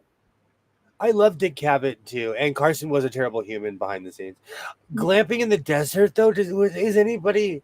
I I'd don't have know. to make one heck of a facility though, Yeah, because in Montana they're just canvas tents with planks of wood, it's true. and they call that glamping. I used a brush and gum on them and shed their winter coats. Aw, I miss having a big dog or just a dog. Like I used to brush Cleophas all the time. Jimmy Fallon for the win. Yeah, Jimmy's fun. I watched and I watched Conan forever. Wasn't a big fan of him. I don't know why. Really? I don't. There's something off-putting with me in him. I think it's that whole New York thing because it was so different. I watched it. I was always into things that were different. Jay Mhm. Leno, it reminds me of California. I don't care. He's probably not even. He look. I'm not kidding you. Letterman does look. No, Letterman. Letterman looks homeless. Look him up, David Letterman. Now, David. Oh, I will. I nicknamed her Yaya because that is the sound she made. Oh, she hates cats. She has killed many, but at the same time, she also adopted several. Mm, doing it. Cleophas Cleophas was like that. Cleophas was like that. I'd walk him around and I'd see missing poster for cats, and I would be like, "Hang your head in shame, dog. Hang your Let- head." Letterman looks like he could be the spokesman to KFC. I'm Like, give him, I he's going through a Howard Hughes phase. get him No, it's bigger. It's bigger. it's bushier. If you like, there's Okay. All right. he looked like for a while he looked like he just gave up. Oh, he looks like Santa in this picture. Are you talking about this one? Yes, that's when he gave up. It got bigger than that too. Oh wow, Oh wow. yeah, that's when. Oh, Yes, Letterman is like a homeless person. he's trying to be Santa. He's Howard Hughes. He's going full Howard Hughes. Yes. Amazing. Like weird. To be fair, Val Kilmer did the same thing. They moved to Montana and they own these giant properties where they like no one's out there. Val Kilmer did the exact same thing. Val Mm. Kilmer started wearing hammer pants and sweatshirts, and it was over. Oh. I don't think that before everyone. I do think that before anyone ever goes out and adopts or gets a hybrid, should be mandated to be trained. I think I'm not saying this to be mean. I think anyone who owns a dog should be trained. Do you know? They have to be mentally ready for that. In my state, I'll look it up, but like it's got to be the top 5. One of the top 5 reasons people sue each other is because of dogs. Mhm. I grew up in a house where we watched Judge Judy. Every other thing was about a dog biting. It was always in California. Always. It's because people don't know what they're doing. And if you can't control your dog, don't buy a German Shepherd if you're 130 pounds. I'm sorry. Because eventually that one day that dog's gonna be more powerful than you. Because they're so cute when they're a puppy, and then you need to train them right from the beginning. And only one person like really training them, maybe 2, but they have to have hierarchy.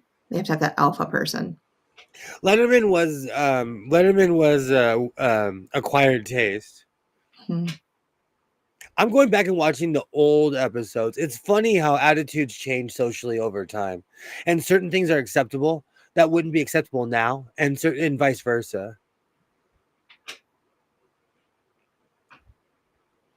Wow, a lot of people did not like Letterman. True Judge Judy, dog. I'm telling you, I was raised by senior citizens. We ate dinner every day by 3:30, 4 o'clock. 5 if Pops is having a bad day at work. And Judge Judy was always on TV in the late 90s. Neurotic people make neurotic dogs. I never thought about that. Hmm. I never thought about that. I refuse to have another dog that isn't trained properly. I'll start with a puppy for a reason. Exactly. I made the mistake with the Min Pin. She was untrained and she lived a long life, but she was an ankle biter. Lulu was nuts. And like I always say when I talk about her, When my ex-wife called me and said that the dog passed away, I big cried. Oh, I yeah. big was like, like, aw, Lulu. She just wanted to live her crazy. She was crazy. She was a min pin, and I learned I will never get a min pin. I will never get a min pin, but I loved her. Could you own a mini dog like that? I don't know. I don't like mini dogs. Like the smallest I'll ever have is Flashy. She was 17 pounds and all legs because she was a miniature pinscher. No, I get enough mouth from Flash. I don't need any other little dog. And little dogs are literal ankle biters. Like, you think I'm joking when I say that. Like, they are literal ankle biters. Some people asked how many my dogs for. We're so calm. I say calm house. That's a good answer. I never thought about that. Hmm. We train horses and hunting dogs. All my pets are extremely well. Exactly. Lulu was the only dog I never trained, and I paid for it. She was a terror. But we also lived in a house with 7 cats, and they would beat her up. That's too many.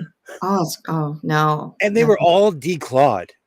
Oh So they were in the house. yeah, they had to be. They couldn't survive out outside. Was that the owner's like choice? Yes. And Mhm. Spiky was so crazy. If you were smoking, she would sit in your lap and put her face in your face. Smokey was Breathe, I'm breathe sorry. on me. Oh yeah. Oh, I miss Spiky. There's a one cat where I was like, I like you, cat. I like you. Take me away. Size of the owner is not the issue. Must be an alpha owner. I have a large and small dogs. I let them outside and let them. That is true, Rita. You know, last year, or was it this year, when we went to register Isaiah for school, a woman with a German Shepherd, I don't know what the dog was thinking, but the dog tried to attack Isaiah. Mm. And I literally went like this and stood between the dog and my son, and the dog backed off. But like, the woman could not handle her dog, and the dog literally tried to attack my son. So needless to say, I did not have choice words. And then when they were leaving, the dog it was you could clearly see. I only like big dogs until I was injured, so I have to go small dogs. I liked having a small dog. We have rescue dogs, and she has destroyed our house. I'd get rid of her, but my husband loves her. She's a border collie. Aw. It's the worst. Oh, that reminds me when Cleophas chewed through my PlayStation cord. That's how long ago. PlayStation 1 for anyone keeping score. The original PlayStation. I learned a valuable lesson training from a leash burn. It took 3. See, that's what I'm saying. Yeah. Well, I do not know about ankles. My little dogs like kneecaps. My hubby knows more. Lulu she was, for some reason, she loved she would grab the back of your pants and just start going like this. Yeah. She was crazy. Oh yeah.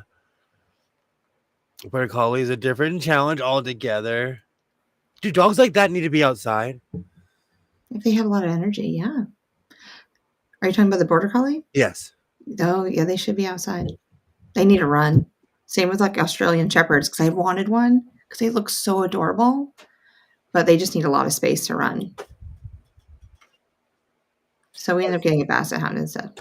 Huskies are like that too, because I want a higher energy dog, but like I feel bad. Like I said, I always end up feeling bad because these things. I live in the desert, so I would never get an extremely hairy dog. Let me adjust my mic without unplugging it. All right. This is the joy of having a mic stand. Someone dumped Mama Peekaboo and her. Do you know more puppies at our house? Dad picked up. Aw. I'm a sucker for rescue dogs. I had one that lived for a very long time. But Cleopas was a success story. I've heard a lot of lot of really sad stories. I can't physically handle a big dog anymore. It makes me sad. Yeah, Flash was our first bred dog. I always had pound puppies before that. That sounds like to me the owner let the dog be pack leader, and you can't do that. Yeah. All 5 of my dogs and 3 cats and all live together at the same time. But if I'm with them, my hubby try to it's weird when you get a dynamic with cats and dogs in general. It is so weird. You're so right. She definitely had a challenge. We hoped she'd get better, but not. You know what? I knew somebody that actually had a husky and gave it to the shelter, and she was in shambles. She cried for days. She felt so bad, but like she couldn't handle it. Yeah. I always wanted a French bulldog. You know what's so funny? Where I live, a lot of these breeds are illegal. Ah. Is it just because of you're in the city limits or something? Yeah, they're licensing people out. Like if there's not a law, then they'll have a million stipulations. Like if you own a dog over 20 pounds and blah blah blah. Yeah. That's why, like on the outskirts, you see, like here we don't have homeowner associations or anything.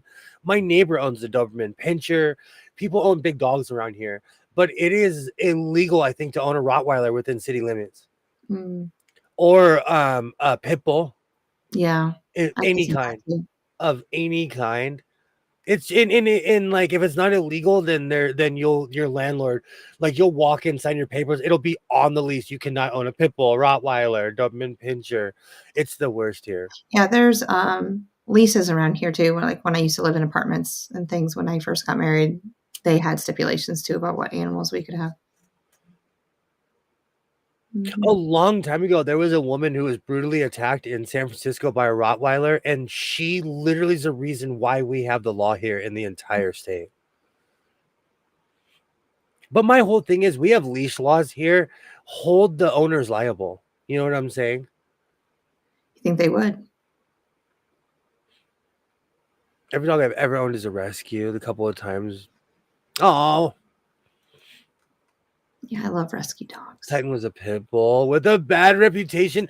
Even it makes me laugh so hard. In England, they call them bullies. They're American pit bulls, but they're illegal now in England. I think what happens is that these animals get a bad rap, and then everybody else has to suffer from it. Yeah, because not all pit bulls are bad. It's just the way that they're treated. Quite honestly, I've never met one that I wasn't like, oh, come here.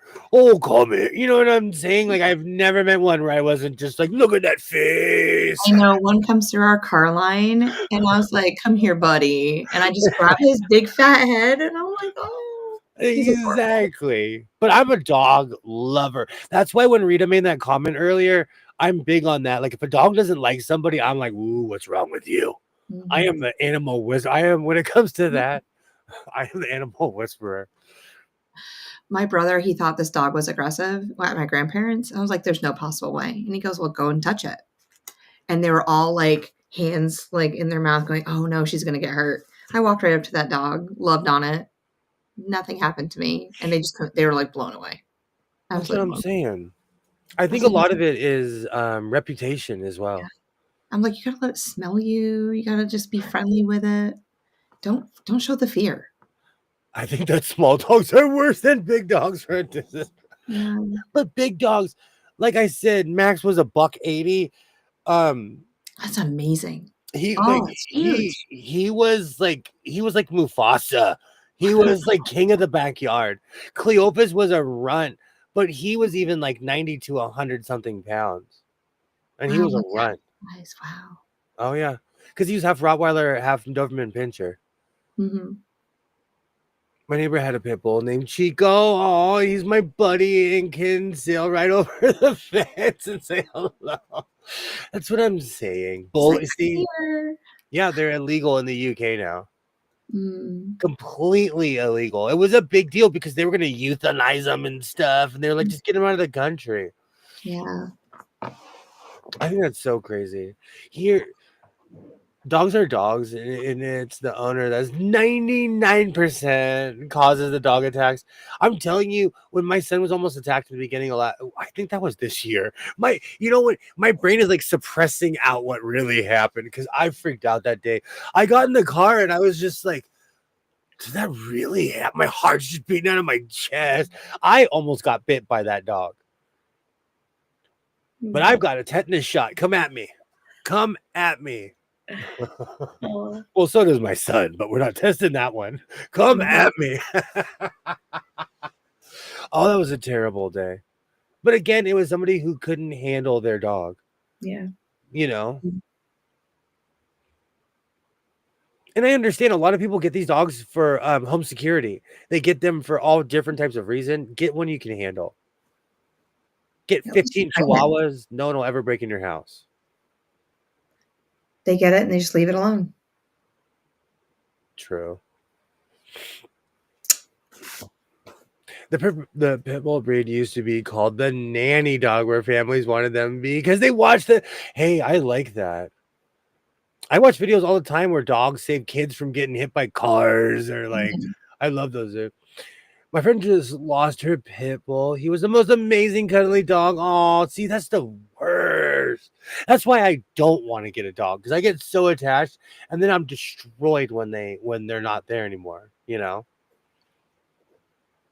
Cleophas passed away like a year before. Well, right around the time Isaiah was born, and I still have yet to get a dog. That was 15 years ago. It's okay.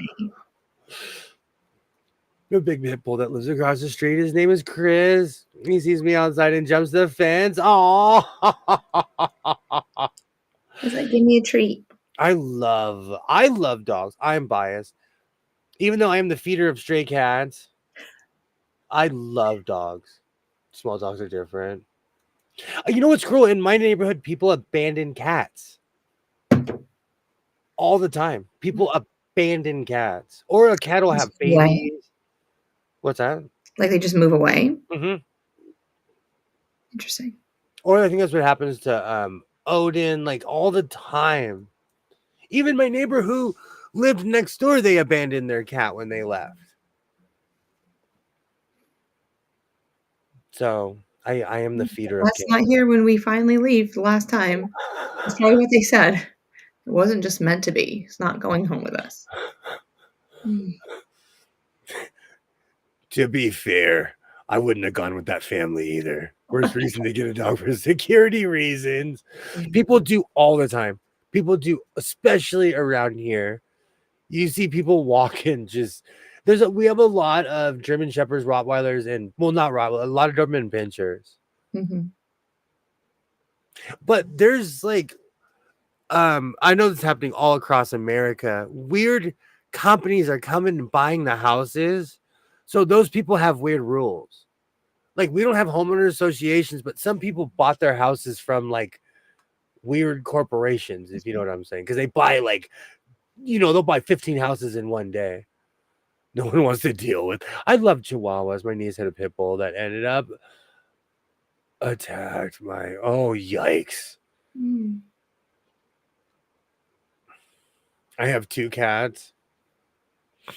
I'm not anti-cat. I like the independence of cats. But it's true. Like, a dog serves you. A cat, you serve a cat. It's true. You've seen JP. He whines. I open the door. A dog will drag you. Well, will wake you up if your house is on fire. A cat will break a window and leave. Yes. This is so sad. It's so sad. People do abandon cats everywhere. It is so sad. People dump their cats all the time. Absolutely.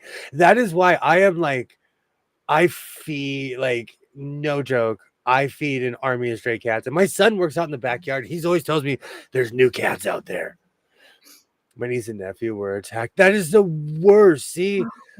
That's why you have to be careful. People do not raise their cats. William, California has the TNR trap, neuter, and release program for feral cats. You just have to trap them. You know what's really funny? Rita, they'll send me the whole kit.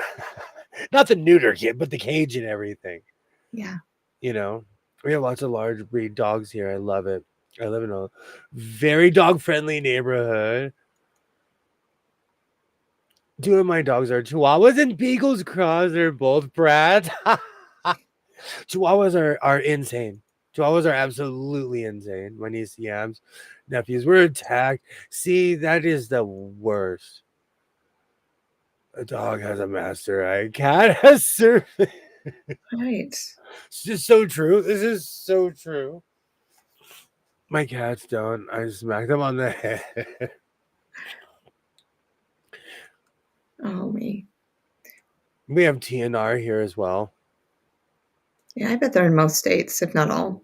My niece and nephew were attacked. That is, see, this is like, I tell my son about dogs. My son, because of his ASD, he does not have fear like a normal human does. He'll walk up to anything.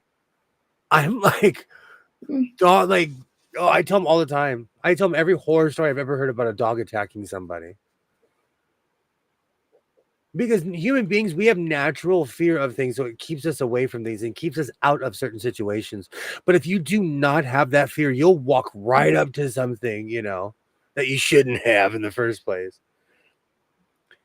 Yes, they will when they have a community of feral cats. People try to get on me like that with Odin, but she lived her life 4 long years in my backyard. And I hope she went on. I hope she became a movie star. You know she did. Brought you near picture near you. We were the first ranch outside the city limits and people dropped off cats and dogs. See, that's what I'm saying. That drives me insane. Out like people always wonder why the police are all like the highway patrol is always out in the middle of the desert. And it's because people drop animals off and leave. Sad. They have commercials shaming people. They've shown people's plates here. And in California, we don't publicly shame people. But they've started shaming people who, you know, and plus they tell people, like, do you not realize there's an army base? Like, the army base is very huge. It is Edwards Air Force Base goes on for hundreds of miles. Mm-hmm. And people abandon animals over there.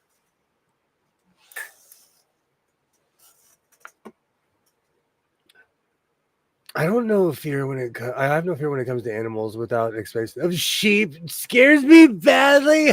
I was attacked by a ram yup when I was 6, almost killed me. I am so sorry. Ever since nope sheep. Wow. We have goats and sheep all over the hill. The rams do fight. Those are another animal you have to show dominance immediately. Mm-hmm. Especially rams, you just literally slam them down to the ground. And just hold them until they submit? It depends. Is that what you have to do? Young ones, it depends. Most of the time, it also depends on what time of year. If you hear Marvin Gaye playing in the background, run. Run. You hear Barry White, run. Oh. They're doing their thing. Absolutely. Yeah. So sorry, Rita. I would be scared too. I was attacked by squirrels. I can't get over it. Squirrels are evil. Squirrels are. We have to teach children here. That's another animal.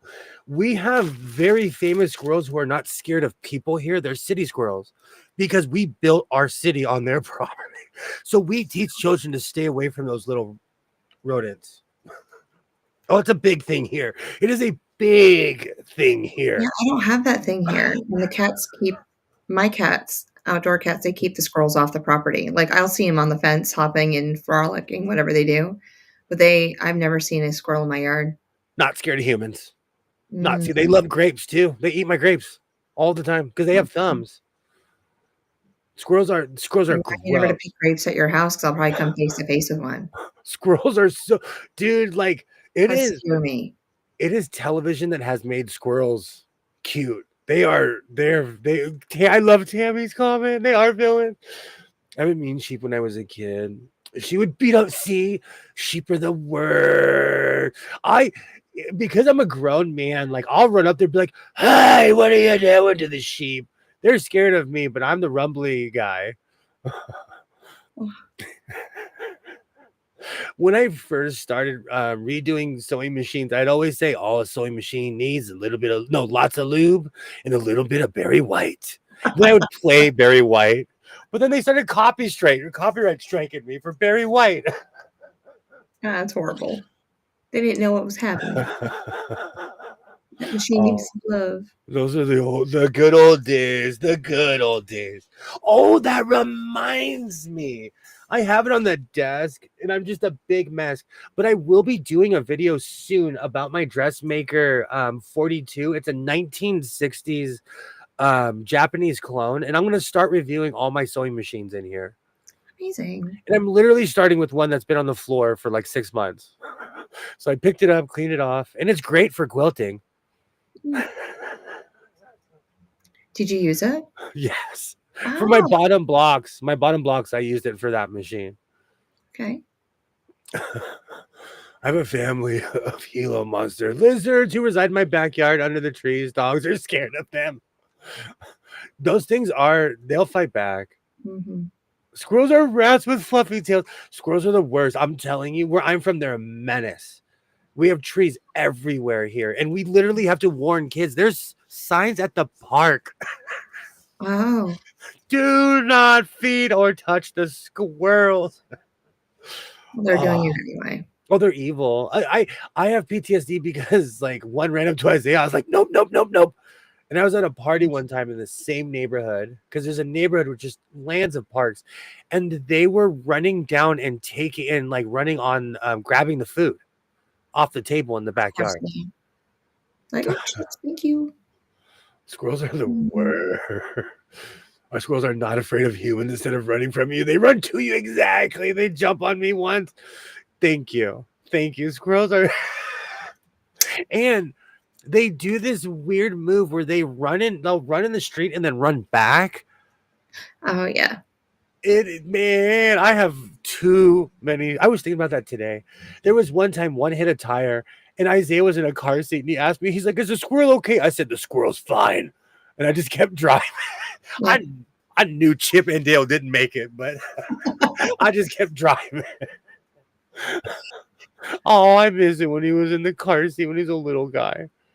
I had a gorgeous dressmaker, perfect condition. I left it to my son. This one, let me get my other. Let me put this away. Put the Reese's down, sir. Yes. Let me get my camera. It's more peanut butter and chocolate for you. Oh, look how pretty that thing is. Oh, whoops. Let me take that. I forgot it was up on the perch. Look how beautiful. And look, my computer's working. It's working. Beautiful. It was not working yesterday. I can see myself, so it looks good. We're on a hard 30-second delay. Yeah.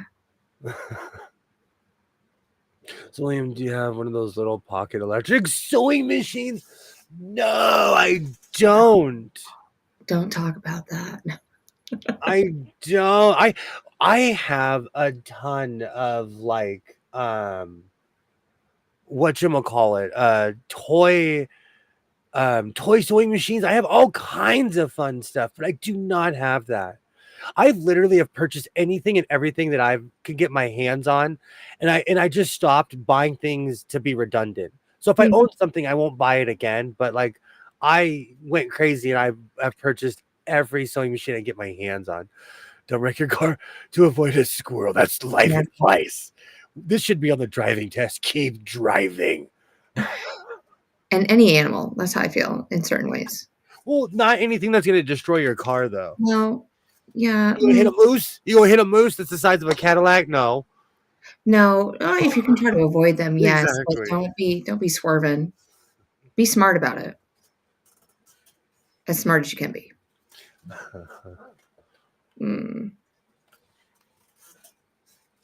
There we go. The dressmaker has the heaviest machine I ever owned.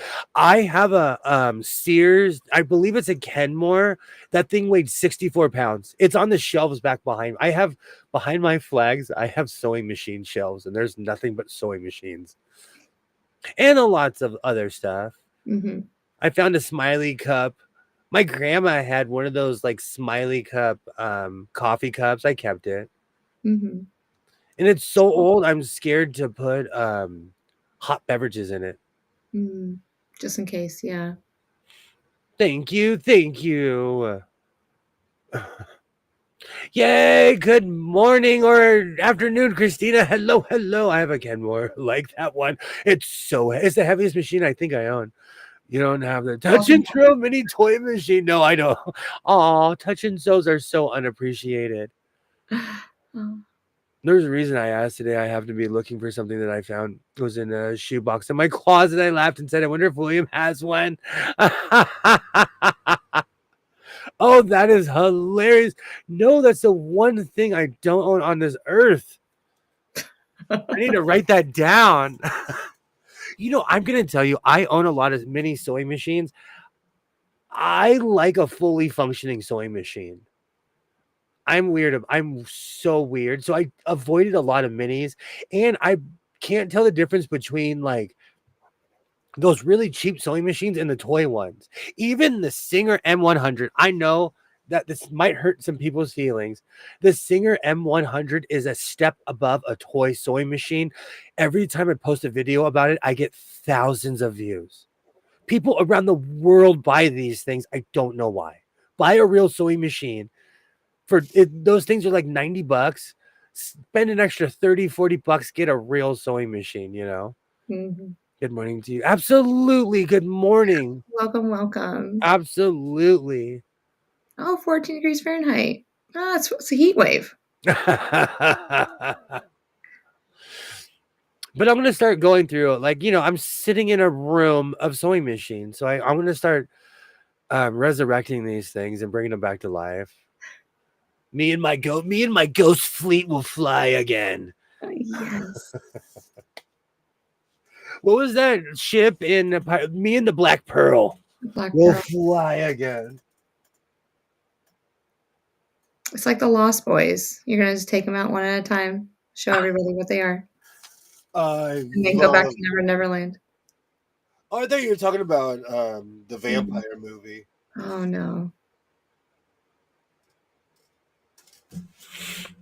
Yay, Ed. Hello, hello. Great to see you. Great to see you. Oh, Ed, I haven't seen you in forever. Welcome, welcome.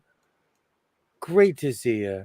There's lots of real machines at $25. Sometimes exactly. Mm-hmm. I'm telling you, most of my machines from Scotland, like my 1940s, my 1930s and 1950s machines, I paid $25 for that in their original tables. This is back before prices went crazy, though, I think. Yeah. This is one this one is a Singer and actually does zigzag stitches. The speed of the thread is the one. That's one thing I like about this machine is that I can control the speed of this machine. I was sewing blocks on this. I actually really like this machine.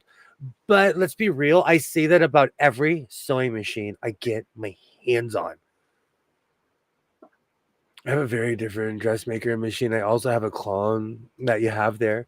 I also have what I call like my Flint. It's later 1960s dressmaker. I covered that thing in stickers. Oh, I use that machine for everything. And fun fact, I was kicked out of a sewing group on Facebook for having stickers on a 301A. That's horrible. Because I started posting all these pictures, and at first everyone was like, wow. And then I posted this weird collage of like everything. That's back when I could actually access my cabinets with my sewing machines. And I took pictures with everything, and they were like, wow. And this one lady was like, you put stickers on a 301A, and she blocked me. And she told me she was going to block me and kick me out the group. And she told me, I am kicking you out because you put stickers on sewing. Sydney, I absolutely see. Sydney is old school, and she knows that I played the touch and sew jingle 100 million times. Oh, I heard it. On your new touch and sew, the new sewing machine by Singer, touch and sew. I can't believe it's a Singer. Be the girl. I know that entire commercial. You can set all your sewing machines up and and schedule virtual tours. I was thinking about opening up, having sewing classes. I own like enough where I could get 40, 50 people. Mm-hmm. That could be overwhelming, though, if you're teaching someone, and maybe some people don't have the skills for it. You know what's really funny? I was just thinking about that. I took a class. There was 9 people in the class, and it was overwhelming. Well, you could have like 9 people, and they get to choose the machine that they want to play with. I know that's shocking, but a long time ago, I took a class.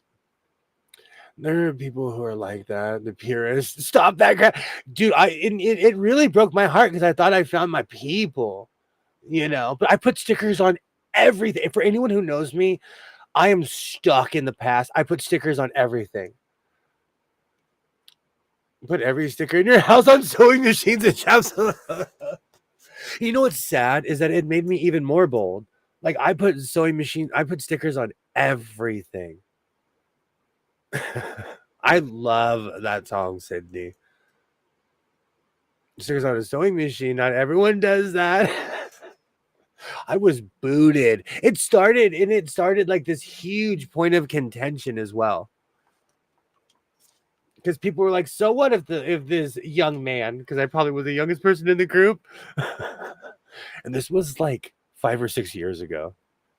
It's not like the stickers couldn't come off. It wasn't permanent. And you know what? And that's like my thing. I've actually taken stickers off of sewing machines.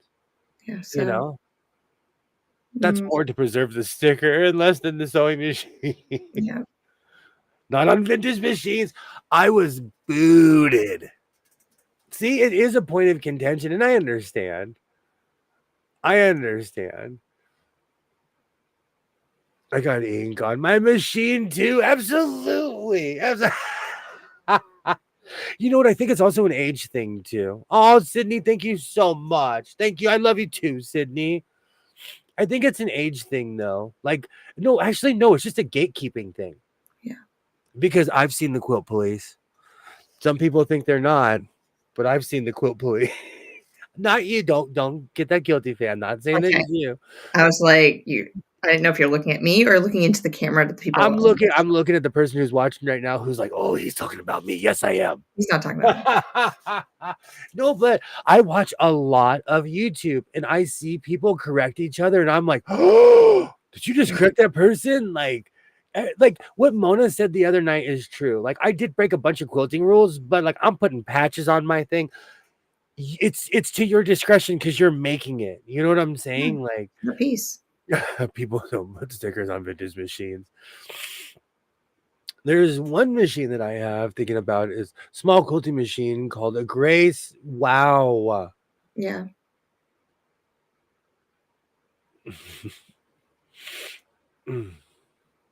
Repair shops put stickers on them. I keep those too. I love that. I want to know where these machines have been. And a lot of those shows, Aloha in Venice Beach, California, I'm looking at you. I have quite a few of your machines. I have quite that you did not fix. Absolutely, Sydney. Absolutely. We are here for you. We are always here for you. The quilt police, the quilt mafia. No, it's just weird to me. Like, there's one thing I found out about myself when I was online is that I am not as critical as I thought. I thought I was critical and over analytical, and then I met other people, and I'm like, oh, why do you care? Why do you, especially if someone else is wearing it or if somebody else made it, if they like it, I'm going to clap like Eddie Murphy's mom. Good for you. If you like it, I love it. That is so wrong. Do not put your shop stickers on my vintage machine. I have so many shop stickers. So many. Especially because I would shop certain areas. Like I went through a long time of shopping Ventura. So I have a bunch of Ventura stickers. I have a ton from the Valley because the Valley is endless. I have a bunch from LA. But it's like certain shops where I'm like, oh, it's this shop again. It's this shop again. It's weird. how I'm like familiar with shops that don't exist anymore. That's the issue of the big price tags. Also as someone who eventually one day will go back to buying sewing machines, stop writing on sewing machines in Sharpie, guy. Do you know how long it takes me to buff that out? And if it's plastic, you're never getting it off. If it's metal, you can eventually rub the Sharpie off. And I have all kinds of acetone-based stuff that won't take the paint off. Do you know that an expo marker will work? Really? Yeah, like I'll take Sharpies and write on my student's desk and then take an expo marker and just scribble on it, and then it just erases right off. I am taking notes. I need to know that. Yeah. Some stores have 4-digit phone numbers. Oh, man. If I bought a vintage machine with a sticker, the first thought I would do is remove the sticker. It depends. Like, I own a lot of like 80s and 90s machines. They always come with a repair sticker. And I have a bunch of touch and sews where they like, and I still have the receipt. Somebody paid $200 for a machine that didn't get fixed and they put it at the Goodwill. With the receipt of their like, this machine did not see it anymore. They're like, here. They're like, I hate you. I even tried to get it fixed. Yeah. People get upset when people paint vintage machines. I won't paint my featherweight, but that's my choice. Absolutely, Katie. And everyone, please go watch. I love your refurbishing. Like, it just bothers me when anyone polices anything. I have learned so much from the sewing community. It's not even funny. And policing stuff like that is crazy to me. My mother had a Husqvarna straight stitcher, looked at as heavy as your singer. It has a little handle that I love that you had to press on your knee. My Elna grasshopper was like that. Do you know, I'm gonna bust that out one day because I need help. I don't know what I'm doing wrong. It doesn't work. I have 2 Elnas that have the same problem. They're not up to speed.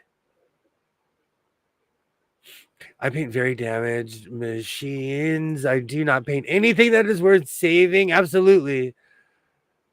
It's Terry. You do amazing work. You do absolutely amazing work.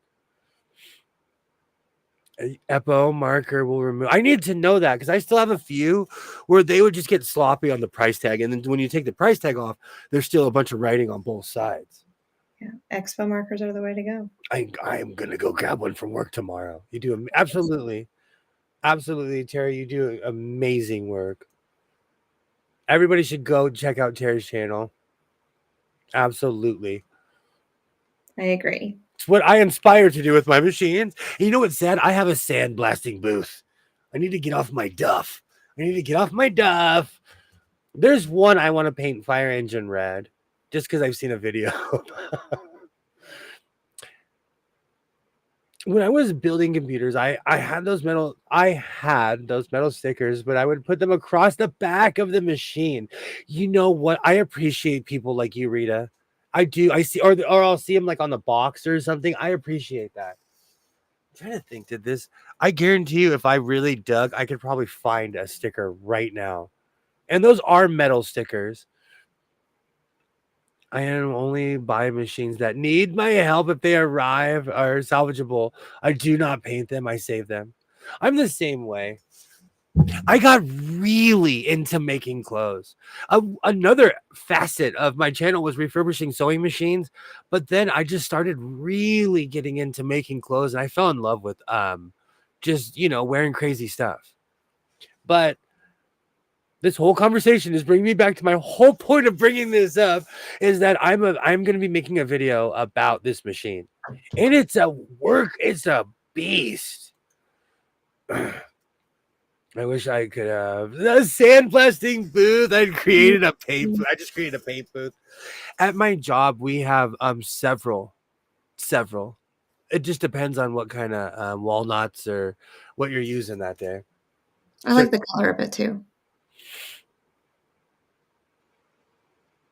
My lights aren't doing this justice. I call this Tijuana teal.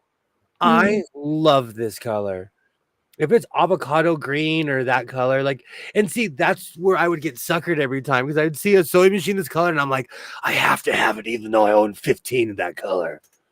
but they're not all the same machine. But I love that old school, like antiquated James Bond color because they don't make machines colorful anymore. They're either black or white. Yep. Or that like really hardcore industrial green. Yeah. Not even like John Deere green. I'm waiting to paint my sewing machine glow in the dark neon green. Oh, that's amazing. Let me know when you do. That sounds like so much fun. I want to take a fiddle bass singer VS2 and enamel a death looking thing on it. You should, Alibaba. Maybe silver plate, the nickel. There's certain vintage machines that I don't want to touch because of that. Like, let me see if I can just cold read and grab something back here. Oh. Meeny, meeny, miny, mo. Like this vintage Nikon. I don't want to mess with this either. Oh. But this came in perfect condition. I would not mess with this. It's That's dusty. pretty. I know. All the dust is my fault. And I have a Kenmore motor I hook up to this. But this thing, oh, I'm so glad I didn't drop that. This thing is beautiful. Yeah. It's amazing. Oh. Where is that white? I have a white in here that somebody tried to refurbish. They did a terrible job. I'm going to completely take that thing apart and sandblast it. I have a machine just like that one, only in beige. It's but gorgeous. I love those old school. Just repair the base. I want a fiddle bass one day. So, like featherweights, fiddle basses, a lot of anyone I've ever had, I've sold, and I regret. The one fiddle bass I ever came across, I sold, and I kind of regret it because it was in the box. Like I didn't understand. I just hit my mic. I didn't understand how like just it was in top tier condition, and all I saw was dollar signs. And in a big way, I probably undersold myself too.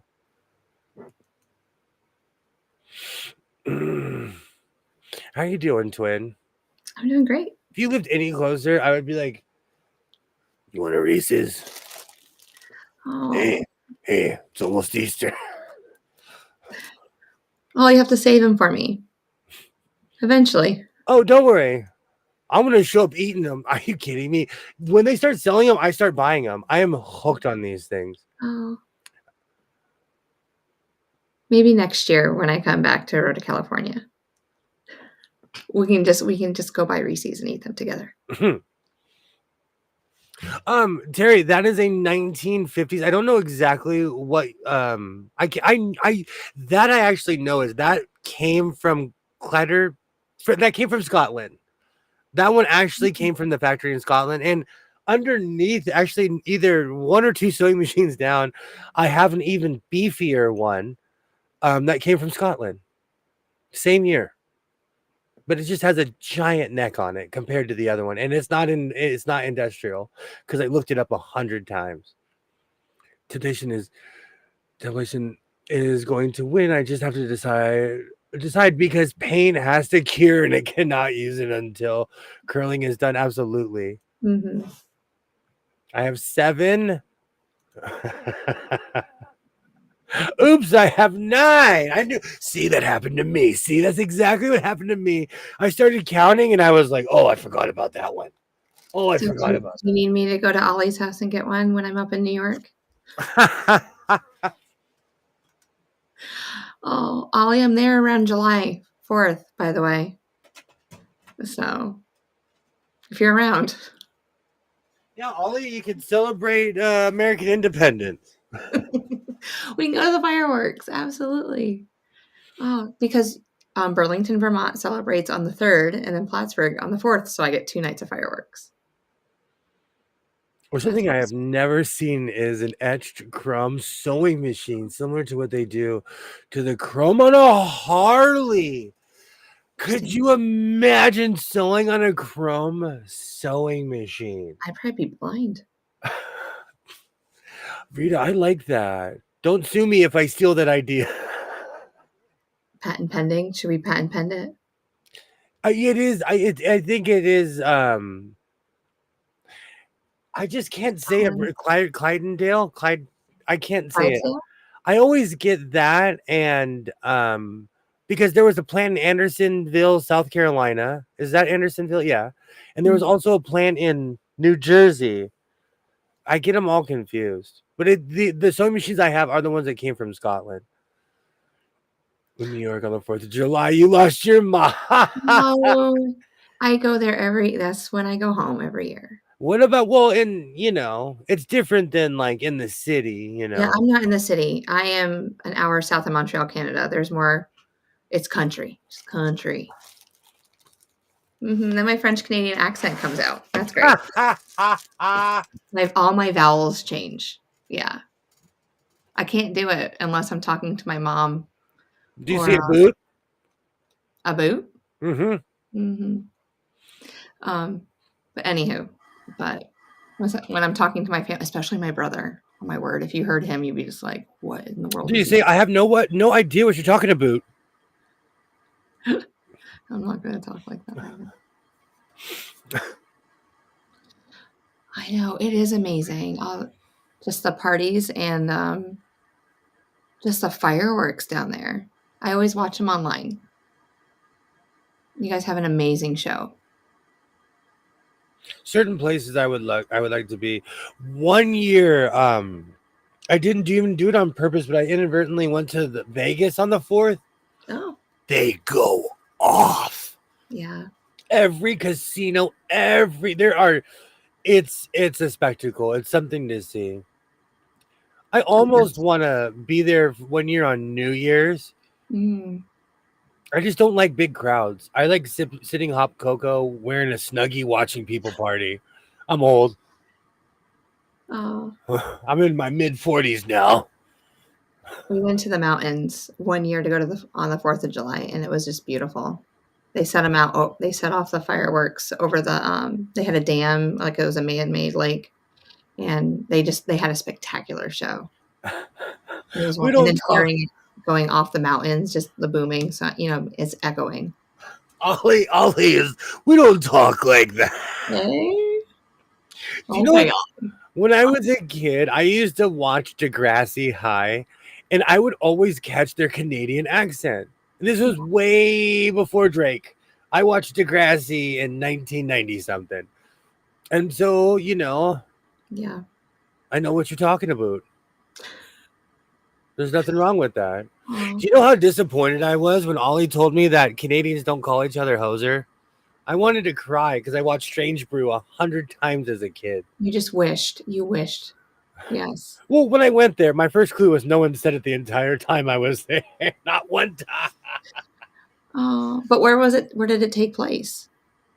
Your show? That is a good question. That is a Rick Moranis movie. I got to check that out. Because if you've always been on maybe it wasn't a West Coast thing. Maybe it was more of an East Coast thing. I loved that movie. Yeah. I was in New York at the time, many years ago. Very amazing to see, but would never go there. Yeah.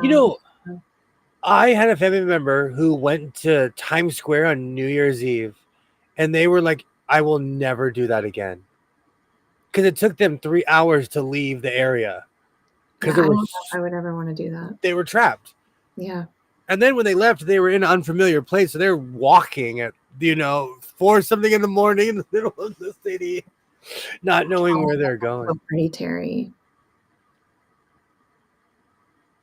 I live near, there's a theme park somewhere near my house. And if you go to a hill, you can see their fireworks show. Mm-hmm. I'm gonna take that screen off, and they're gonna see your nose hairs. Yeah, I got nose. It's hereditary. We become party favors after a certain year. It's in our blood. But did you know Aw. that Hi, Isaiah. if you had fully grown facial hair at like ages where you still have puberty, you're not going to grow any taller? Is that why I'm 5'9"? I had a full beard in the 5th grade. Full beard. I look like exactly. I look like Gimli from Lord of the Rings. I had a full beard. 5th grade?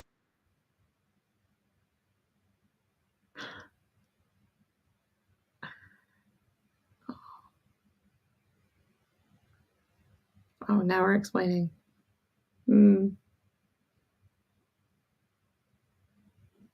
Yeah, isn't he funny? Yes. He's a good Don't kid. obsess over your hair, man. I know. Careful. I know. I just wanted to share that fact. One day we'll go do. We'll get your back waxed.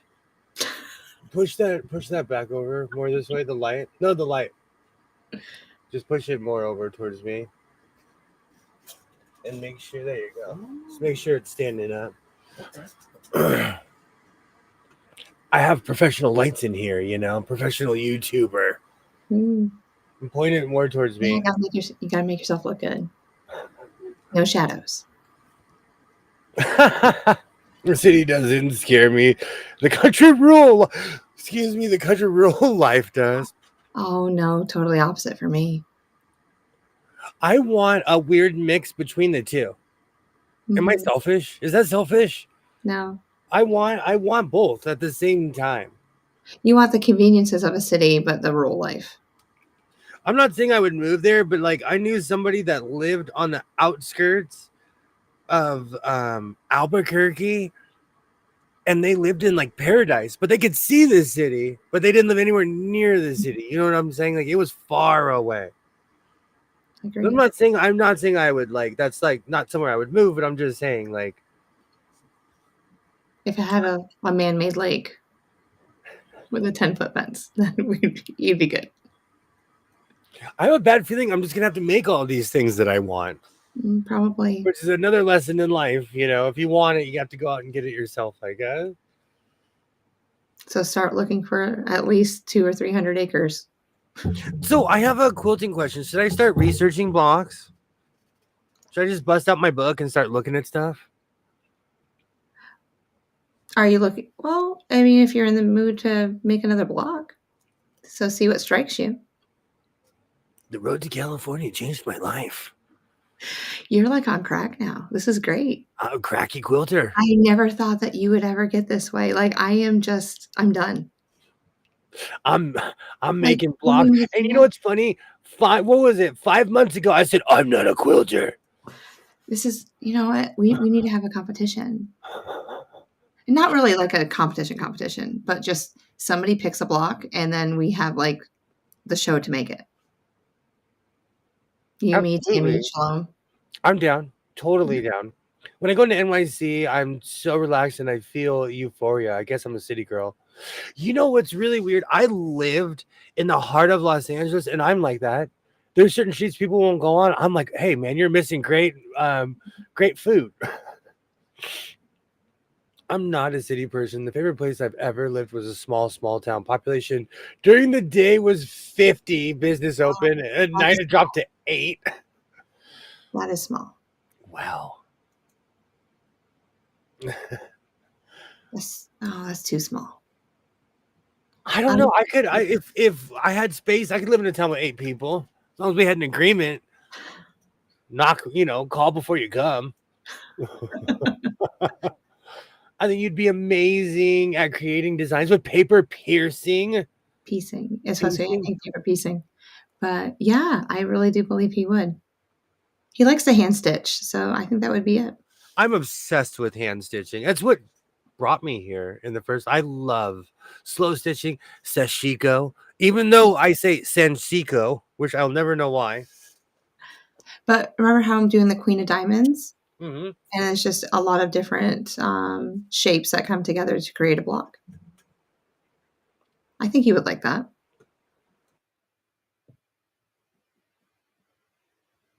I'm ready. Put me in, coach. You know, I love artwork. I love sewing. And when when I was at the quilt show, I had that moment of like, I could do this. Yeah, I believe in One you. day. I'm not claiming that I'm like the next sewing messiah or anything, you know. I'm just saying one day, because I'm a true believer that you can do anything with practice. Anything. There used to be this weird math algorithm where it was like this, it was just like basically it takes a certain amount of hours to be an apprentice, and then it takes a certain amount of hours to be a master. And that's really, it's just practice in the end. I don't like hand stitching. You could be like a triple threat.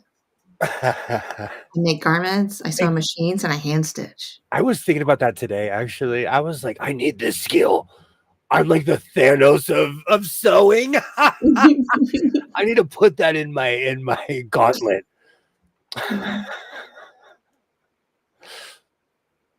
I grew up living on a frame as an adult with 2 kids, lived at the top of a mountain in Oregon on an old homestead. Nope, no house, no electric.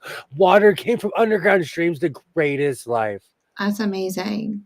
Wow. That is homesteading right there. Wow. See, I lived in Oregon. I lived in a place called Sandy. Oregon is beautiful. I miss just going out in the woods, and they had endless lakes by Mount Hood. Endless lakes. And I went to this one place called Detroit Lake. We lived by Mount Hood. We drove 2 hours, and we were still technically in Mount Hood, in the area of Mount Hood. That's how humongous it is. Wow. Oh, yeah. And it just has endless lakes. Endless lakes. That's amazing. Detroit Lake, Oregon. That's where I learned that drinking and boating do not mix. Drinking whiskey out the bottle, not thinking about bad combination. Kid Rock will give the bad combination. Do not listen to Kid Rock. Bad advice from Kid Rock. It was actually Jamison, but same terrible lesson. Same message. Oh, good times. Good times. William, on my channel, if you go look where it says pose, there's a paper piercing painting looking wall quilt. I did. You would be good at that type of stuff. I definitely will. I actually love your content and people who make content like you, because I put it on in the background and I'm actually learning something while I'm sewing and cleaning and doing laundry and my usual house mouse duties. Sandy is a city. You know where I'm from. You know, okay, no joke, Rita. I'm not kidding you. That's where I threw out the garbage and I saw a bunch of eyes. Oh, yes. And I come back with a flashlight and there was hundreds of deer. And then the first day of hunting season, you won't see a deer for millions of miles. They know that's that instinct. The hunters are after. That was where no one would lock their doors when I lived in Sandy. And I was like, they thought I was crazy because I locked my doors. And everyone worked at a lodge. I'm not kidding you. People would come from around the world to go ski in Oregon and leave thousands and thousands of dollars of stuff there. It blows my mind. Because they were so rich, like the rich that I won't even understand. Like, I'm not kidding you. And anyone who knows snow gear is not cheap. I mean, there need to be resale stores. Yeah. What do you mean you can see your neighbor's house? Terrified. No joke. I have a brother who's considerably older than me. I went to his house for the summer one time. Funny story, when I was a kid, really quick. Someone tried to break in my house when I was in it. When I was in the 6th grade, we had track. Like, there were so many kids that we had kids go like every other month you were off. Yeah. I ran across the street to my neighbor. They were the 2 Donnas. Still to this day, I'll never forget. Donna had a haircut like a piece of broccoli. She came out with a full magnum. And she's like, she called the cops. They caught him. So needless to say, I went to my brother's house. And that was the first time I ever dealt with not living near a freeway.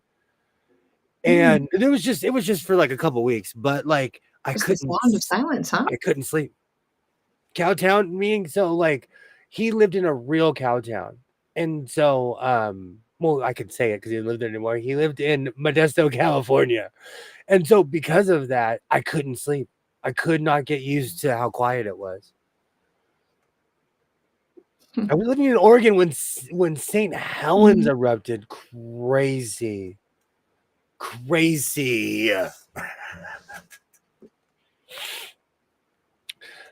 Could you live like where I live? It's weird. The freeway has this really swooshy sound. So it lulls me. If I open my window, I'm like, because it has that sound. I can't sleep when you can hear crickets, literally, and it's just the crickets.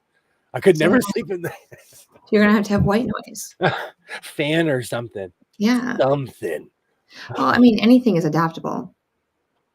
So if I was to move to a city, it'd take me a few nights, but I would adapt to it eventually.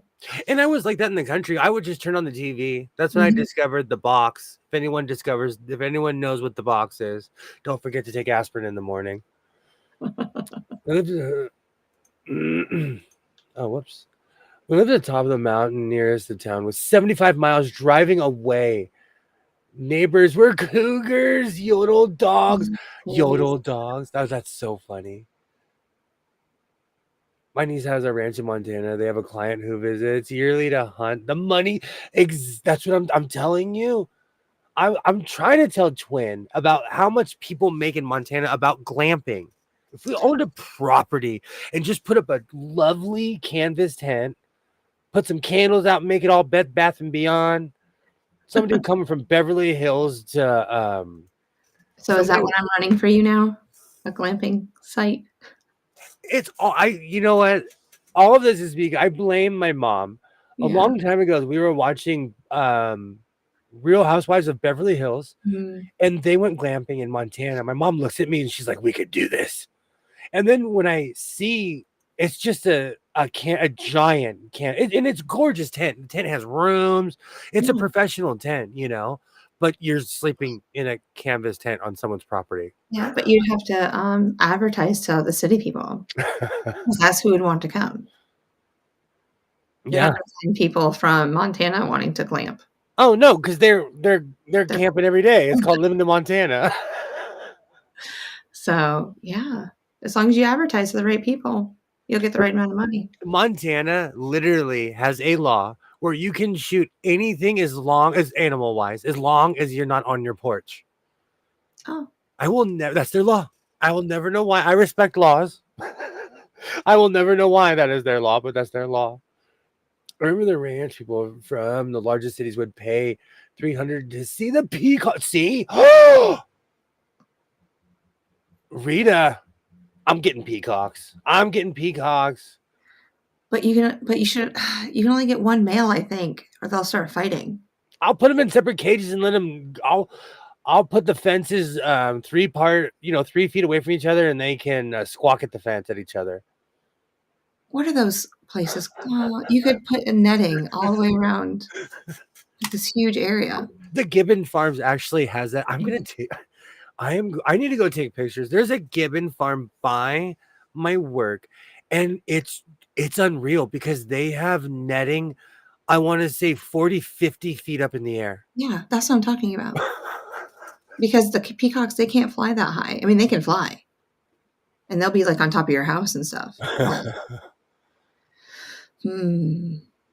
Yeah, but they are loud. Because when we go to the ballpark at night, there's a peacock that's behind the ballpark, and you can hear him. He's calling for his mate. I was the youngest in a big family. I'm used to loud. Yeah. Oh, have you met the Hamilton side of my family? We might be related. Bob's Street Farm in Ohio was covered from ash from Mount St. Helens. It was amazing fertilizer for the trees, but really bad for equipment. Do you know what's really funny? People never talk about this. Fire brings life. There was all kinds of plants at the ranch that never grew, and after it ripped through, like we had salvia all of a sudden. We never had it before. Only one male. Otherwise, males try to kill each other. Okay. Yeah. Peacocks can fly. Like, I think you can have multiple females, like 2, to be safe. but only one male. Have you ever seen a turkey fly? Have you ever seen a full-grown fat turkey fly? It is scary. No. That sounds like something from South Park. Have you ever It seen a is turkey fly? dramatic. No, because most people think turkeys can't fly. Oh, it's like Shrek. You ever seen And a then you donkey see them fly? fly, you're like, or like the first time you see a turtle run. You Going. ever see a Galapagos Island turtle? They're actually kind of fast. Peacocks scream and sound like humans. So do rabbits, though. So do rabbits. I had a friend. I've told this story. I had a friend who owned a bunch of illegal Argentine boa constrictors, and he would go to the pet store, and it traumatized me. He would get fully grown rabbits and feed them to his snakes. I couldn't be in his house because they sounded like people. Rabbits sound like, I told him, I said, dude, I'm not that tough. Snake people, like, he was a snake guy. And they were illegal. They were super illegal. And he lived in an apartment, and he had these two 20-foot snakes. Wow. In a room. They literally, they had their own room. Have you ever heard my big fat Italian family? My family are screamers. You get us all in the same room, we're yelling at each other, like, how are you doing? Exactly. Yeah. I think you've met my side of the family, though. Yes. My family's like that. They're boisterous people. I'm like that with coffee. Fire is something, exactly. Fire is amazing. Peacocks scream like that when they're being killed. Oh my gosh. I was really surprised how the fire just brought life, because it was depressing, and then 2 months later, everything was green. Mm-hmm. We have wild turkeys here. Turkeys not very far, but just yes. like chickens hover. Oh, that's so funny. Look on my channel. Will do. Wild turkeys fly. A male turkey is super mean. I saw this really hardcore video. Like, I don't know. I'm really weird about turkeys. I'm really weird. We have peacocks here in the local zoo, but they are caged. They're not caged. They walk among us. Okay. Domestic turkeys can barely fly. Well, it's probably because they're bred for all their breast meat and stuff. They're just too junky. Rita, it was traumatizing. I will never own an Argentine 20-foot snake. And you know what's so funny, Katie? He was like, come. Still to this day, we kind of laugh about it, because he's like, hey, come look at my snakes. I was like, nope. I sat on the couch. Everybody else went and looked in the room. I did not get up. My human instincts were like, run. My fight or flight was like, why are you sitting here? Run out of this room. There is 2 20-foot snakes in there. Our ancestors fought hard for us to survive from stuff like this. Oh, we all over each other. No. We yell over each other. No one gets offended. It's like that in my family too. They're just boisterous people. There's nothing wrong with that. Gotta love life a little bit. I have a small ball python. Sorry, but yes, I feed her live mice, which also raise the mice. No, never do that again. I would get too attached. Chicken do not hover. They can't fly to the top of big pine trees. They can jump all the way up there. Stupid chickens are always in my yard. Nope, not mine. Oh, wow. Don't let a wild chicken roam. I'm going to make some wild chicken and rice stew. Do not roam in my, oh my gosh. I'll never forget when I was a kid, my aunt, she really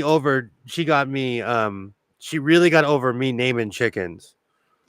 And she was like, what do you want for dinner? And I said, chicken. She's like, okay, go pick one. And I said, what? She's like, go pick one. And I literally covered my face and pointed, and she's like, all right. And I never named an animal ever again after that. See, she ruined you. I grew up around like farm animals and, beasts of burden. Yeah. You don't name your plow. Well, no, no. I'm sorry. Machines. The things that look you in the eye and, you can snuggle up with like a cat. Bob had a 911 call where a guy's python tried to eat his arm. It was a bloody mess. See, I would like. That's another thing. When I was a kid, my neighbor, I think this is what got me about snakes. My neighbor owned a python and it was probably 10, 12 feet. I don't know. It was, to a child, it seemed huge, but it broke out of his house. And I'll never forget, I looked in my backyard and there was a giant white snake in my backyard. No, thank you. And they went and got him. It wasn't even a big deal. He went and got it. It was a snake. The thing knew him. It wasn't, nothing crazy happened, but that thing slithered through the fence. Yeah. That thing slithered in the grass. Because people like, my parents' backyards always had a patch of grass. So, because they always had animals or something back there, Mm-hmm. Good luck catching a wild chicken. I'll get a net. God, that reminds me of Rocky. That reminds me of the movie Rocky when he's trying to catch the chicken. That is a good workout. You have to have razor sharp reflexes to catch a chicken. Mm-hmm. Have you ever done that? Catch a chicken? Or tried to do that? Oh, I mean, my chickens are pretty tame. So yeah, I can pick them up. I've been around some wild chickens then with nose rings and a cigarette habit or something. I don't know. I bet I have a picture of me holding a chicken. I had a 4-H leader come here and try to catch the chicken. I told her it was wild. She could not. I'm telling you, I couldn't catch a cooped chicken one time. I took it. Did you sacrifice? Unfortunately, she told me to pick one, and I said yes, and she did. I got over it though. I think that's what it is. Like, I was very much a lovey-dovey kid, and I grew up around people that are like, we're gonna have to break him of this because he's gonna be around animals. Ball pythons are small and never get big. Mine was only 29 inches long. It's human instinct to be scared of certain animals, like snakes and spiders. I get it. It's the huge ones that make what hair is left stand on the back of my neck. Because really, I'm not scared of animals in general. I get paid during the summer to catch rattlesnakes, and I'm telling you, I'm still scared, but wild chickens do try to attack, especially the roosters. Roosters have those big spurs on their legs. Big Red is nasty. I can't stand him. You named him Big Red because he's a red chicken. He has red feathers. You should have named him Foghorn. No, I had Foghorn until Flashy killed him. Aw, Flash! Come on, Flash! You thought it was funny. I say, come on, Flash! Leave Foghorn alone. I say. I love those cartoons. I loved those as a kid. We are like 6 weeks away from incubation. Yay! I'm so excited. Right after I get spring break. I want that Sacrificing Timmy shirt or whatever the name is. Oh, yeah. Oh. You can use wire clothes hanger turned into a hook to catch chickens like a shepherd's crook. Hey! Never thought of that. Go look up a Gila monster in Arizona. I have 3 living in my backyard. No, We have house lizards here because we have crickets. I let them, like, during the summer, those guys fill out W-2s and they clear. I let them live in my house. Oh, yeah. I had one that Isaiah named Fred, but Fred was really Fredwina because Fredwina had babies in my house. So how big are these lizards? 2.5 feet. Shut up. Yeah. No. They're eating crickets. My house is in. I don't care if they're eating crickets. No. They're infested. Oh, they don't bother you? No. And they pretty much stay away from, like, one was living under the TV hutch in the living room. And the other one was living near like this weird wine hutch that I have that has no wine in it. It's just a cabinet in my kitchen. I have some, like, They go to the bathroom and things. Like I have I have yet to find any lizard poop. There was one that lived in my house every summer successfully as long as I've lived here, and they leave and they go outside during the summer. I don't know if they go out there to die or what, but they just come in, eat the crickets, and leave. yeah, and they live in the house. Oh my word! I moved the TV, I moved the cabinet. I apologize. I was like, "Oh, sorry, brother. I moved the cabinet back." He had a whole enclosure back there. Have fun in California. I don't think I'm ever coming back. Yeah, house lizards are not big. Like, yeah, and they're skinny, but they get long. Hmm. And they are dinosaurs. They look like little dinosaurs. Okay. You can tell we raised a few hundred chicken every year. Yeah. I want to raise some meat chickens again, just probably the American breast next time. Cornish crosses are just too stinky. It's not uncommon here to have a house lizard. We like this neighborhood is on Cricket Hill. No, you just brought a new level. Like I said, have fun. You know, it's the West. We have scorpion. I told you, but I'll tell you, as long as I've lived here, I've only seen like 15 scorpions. Okay. So it's not like we're infested with scorpions, but they do exist, and they generally leave you alone. And they're not like in my neighborhood. We don't have scorpions. We just have possums and raccoons. The Gila monster I have in my backyard weighs 2 to 3 pounds each, but they're much more aggressive to the dogs. Do you know what's really funny? I knew someone that owned they had them in a semi-open enclosure in their house. So I know how they smell. Mm-hmm. Mm-hmm. Lord, give me this city any day. No, but the house lizards are real. And I'll tell you, I never hear a cricket during the summer. Never. They eat the ants too? Everything. Oh. Oh, yeah. So, like, it's a standing joke. Someone will walk in. Like,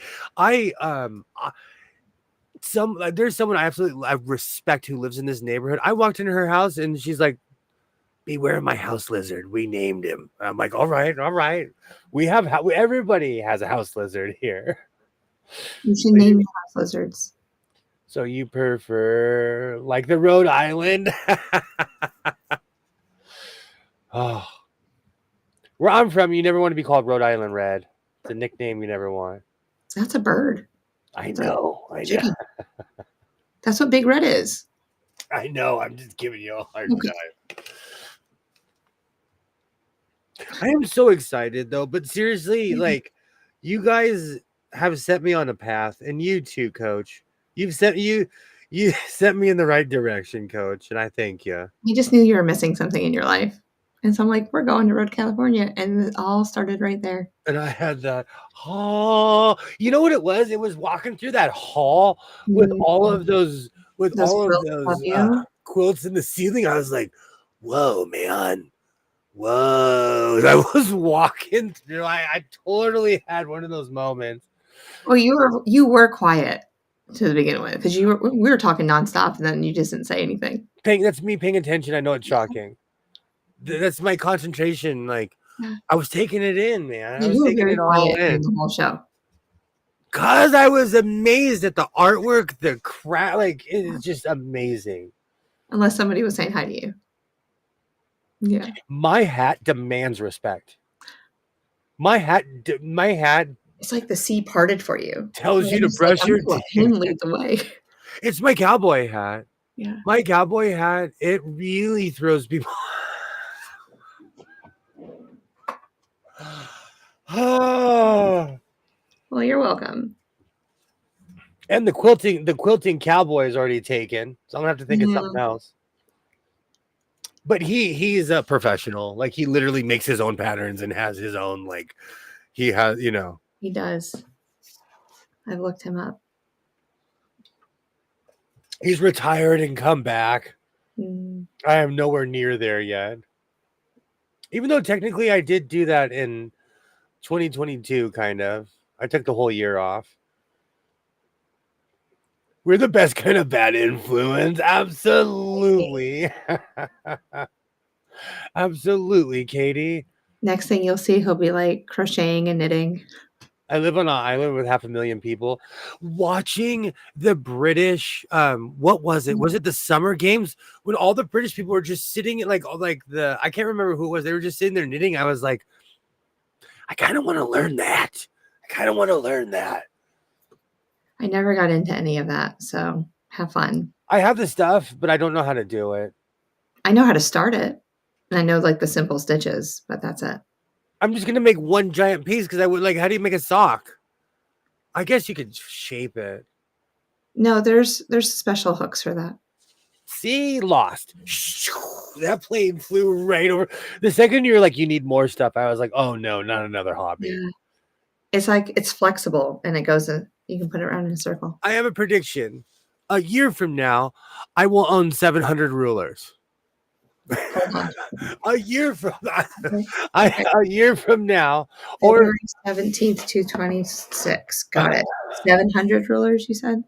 we're gonna see or how close I am. Okay, well, no. Let's bring that down because I am being an exagerado. Yeah, that was a bit. I will own 300. 300 rulers. Yes.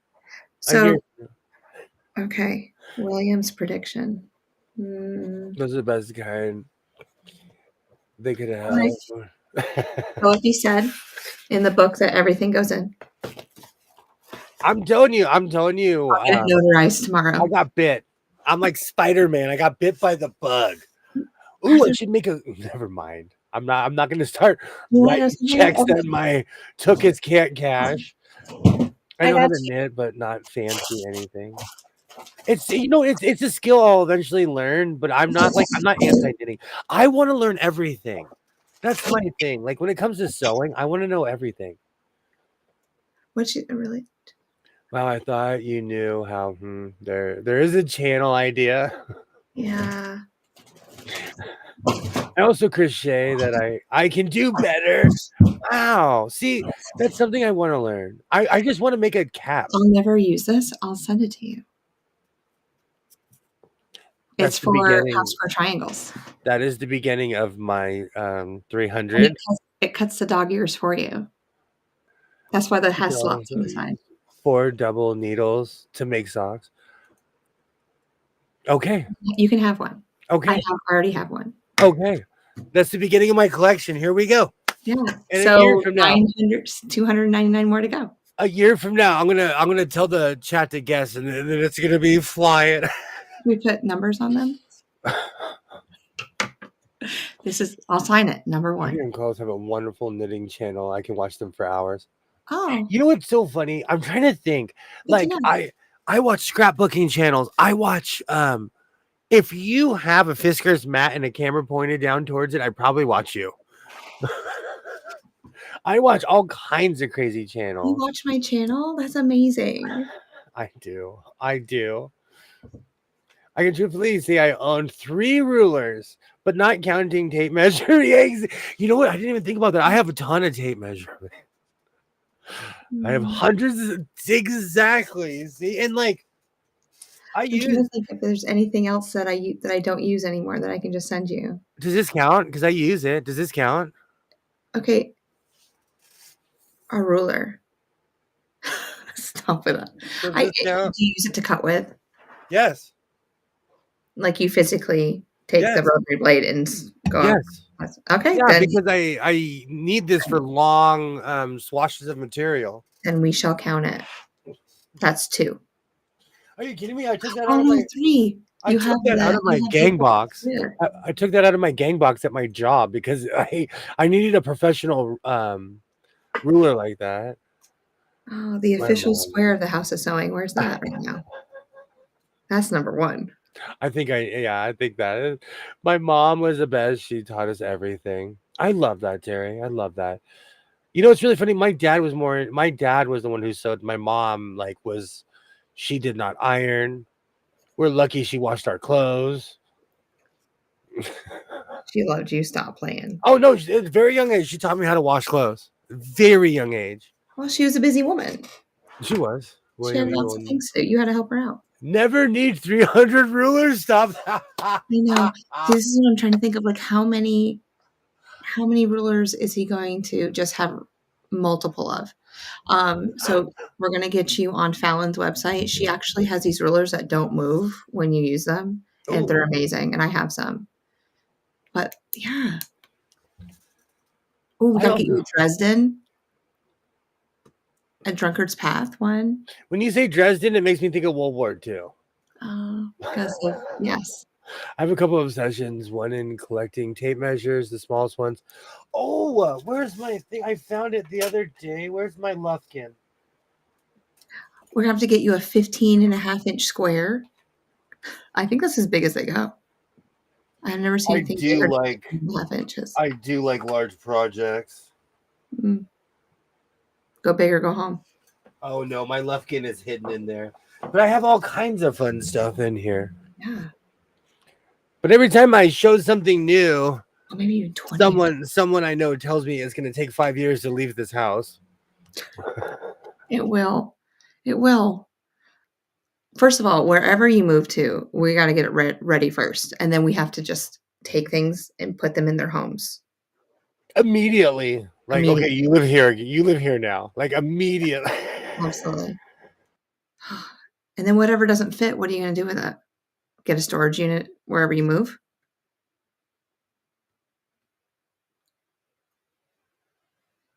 Well, I was thinking about vaulted ceilings, 45 feet, couple stories, 2 stories, 3 stories. So are you going to have like an elevator system where you press a button and the clothes just come down? You know what I'm talking about? Like you get at Lowe's and they have the wire wrapped to it and like the. Now that you just said that, I want to get a dry cleaning rack. Yeah, and it moves when you press a button and it just goes up and circulates. If you're going to have vaulted ceilings, you might as well just use all the space. My mom was a modern woman of the 1960s. She worked for the federal government and taught us how to sew, knit, crochet, and cook all the time. You know what's really funny? My dad was like that, but because my dad was raised by his mother and grandmother, his father died of lung cancer when he was young-ish. Not like young, but youngish. But long story short, he wanted us to be like that. So he taught us, everything he knew. So I know how to thread a 301A, and so did I ever do it? No. But the largest square ruler is 22 inches. Yes, everything has to have a zone. You're gonna have a lot. Oh my word. There's a shop in downtown. It's in one of my videos. They had a ruler wall, and it was like 10 feet in the air. Like they had every ruler you could. It was crazy. I mean, you're gonna have Quilter Select. You'll have Omri Grid. You'll have clearly slotted perfect trimmer rulers. Oh, you have a lot of things. You need one of those peg walls, definitely, so you can put them on there and organize. Oh man, the great cleaning 2024 is coming into the house of sewing. 2024, that was last year. 2025. Sorry. See, I'm still doing it. You know what the sad thing is? I do that on paperwork. I still write 2024 on paperwork. I was going strong for a while, but I did that recently where they were like, William, it's 2025. You can't live in the past. I'm not trying to. It takes me like 6 months to get used to the year, and then the year's over. Yeah. And then it's I'm not kidding you, from Thanksgiving, from November on, I'm like, the year's over. In my head, the year's already over. Actually, from Halloween, the year is over. Oh yeah, because you're right there at the end. Because all it is holidays from there on out. Exactly. It's just boom, boom, boom. Excellent. Yes. And then it's Christmas, and then you're sitting home for a week, and the year's over. My dad always said he wanted a pulley system where he could put things. That is ingenious, Terry. The only reason I brought up the dry cleaner is because the owners are in their 90s, and I swear eventually they're gonna go out of business. Eventually. But I promised some people I wouldn't buy all their stuff. That'd be cool to own a dry cleaning business. But then you'd actually have to learn how to use all this equipment. I just want the equipment. I just want to put all my clothes on the rack and play with it. My dad taught me how to paint and use power tools. Absolutely. Absolutely. Mine taught me masonry. It saved my life.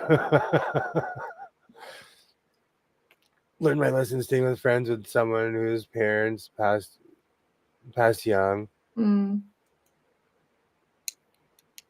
It could be. It's hard. I know people whose parents were in their life their whole life. They're dysfunctional. It's so hard to gauge. Like, I think about this all the time because I was raised. My parents were disciplinarians. Like, they were no joke. I'm a hippie compared to my parents. I'm like, whatever, man. Whatever. We'll go eat another one. You know. So you never know. You either become them or you become the exact opposite. Yeah, you're right. We've been going for 3 hours. Correct. This blockhead has been going strong for 3 hours. I am so excited. I am so excited for the future, for all the quilt shows, for the blocks. Yeah, I can't wait to hear about your Vegas show. Every time I make something, I'm like, what's this? And you're like, it's a broken dish. They already have names. I'm ready. My broken dish jacket is ready to go. Yeah. I'm excited. I am excited. So we've been going almost for 3 hours. We successfully went all the way around Jupiter and back. Twice. Yeah. Well, I forgot. Well, thank you for coming back the second time. I forgot my blocks. So we had to go back. Yeah. We're looking for the people in Jupiter. We will be back at it on Wednesday. Yeah. Same bat time, same bat channel. I want to thank everybody for hanging out. It has been amazing tonight. I have to go to bed. It's almost 2 a.m. It was fun. Terry, thank you so much for hanging out. Seriously, thank you so much. Hope that's for them, but friendship was frustrating. Anyone I date gets jealous. I totally understand that. I totally understand. Yeah. But I will be back at it on Wednesday. I hope everyone is well. If not, we'll be here on Wednesday. My USA jersey is officially 1-1, but that's okay. Can't win them all. Yeah. Can't win them all. Last game's on Thursday. You guys are absolutely amazing. And I want to thank every single person who is still here. And to anyone who watches this in the replay, thank you so much. I'll be back at it on Wednesday. And is there anything you'd like to shill, twin? Yeah. Not right now. Go watch this, but go subscribe to So Blessed by Jess. She is making amazing content right now. She's working on Civil War blocks. We're just blocks. We're getting blocky around here. I'm gonna have my next. Yeah, I'm gonna call it the blockheads. We are officially the blockhead. You're gonna be that'll be my next series, the blockheads. Oh, you guys are absolutely amazing. I will see everyone on Wednesday. Thank you so much for watching my show. I absolutely appreciate everybody. Like I always say, reinforce your seams. I'm not even near the button. Be yourself, and I will definitely see you next time. Have a great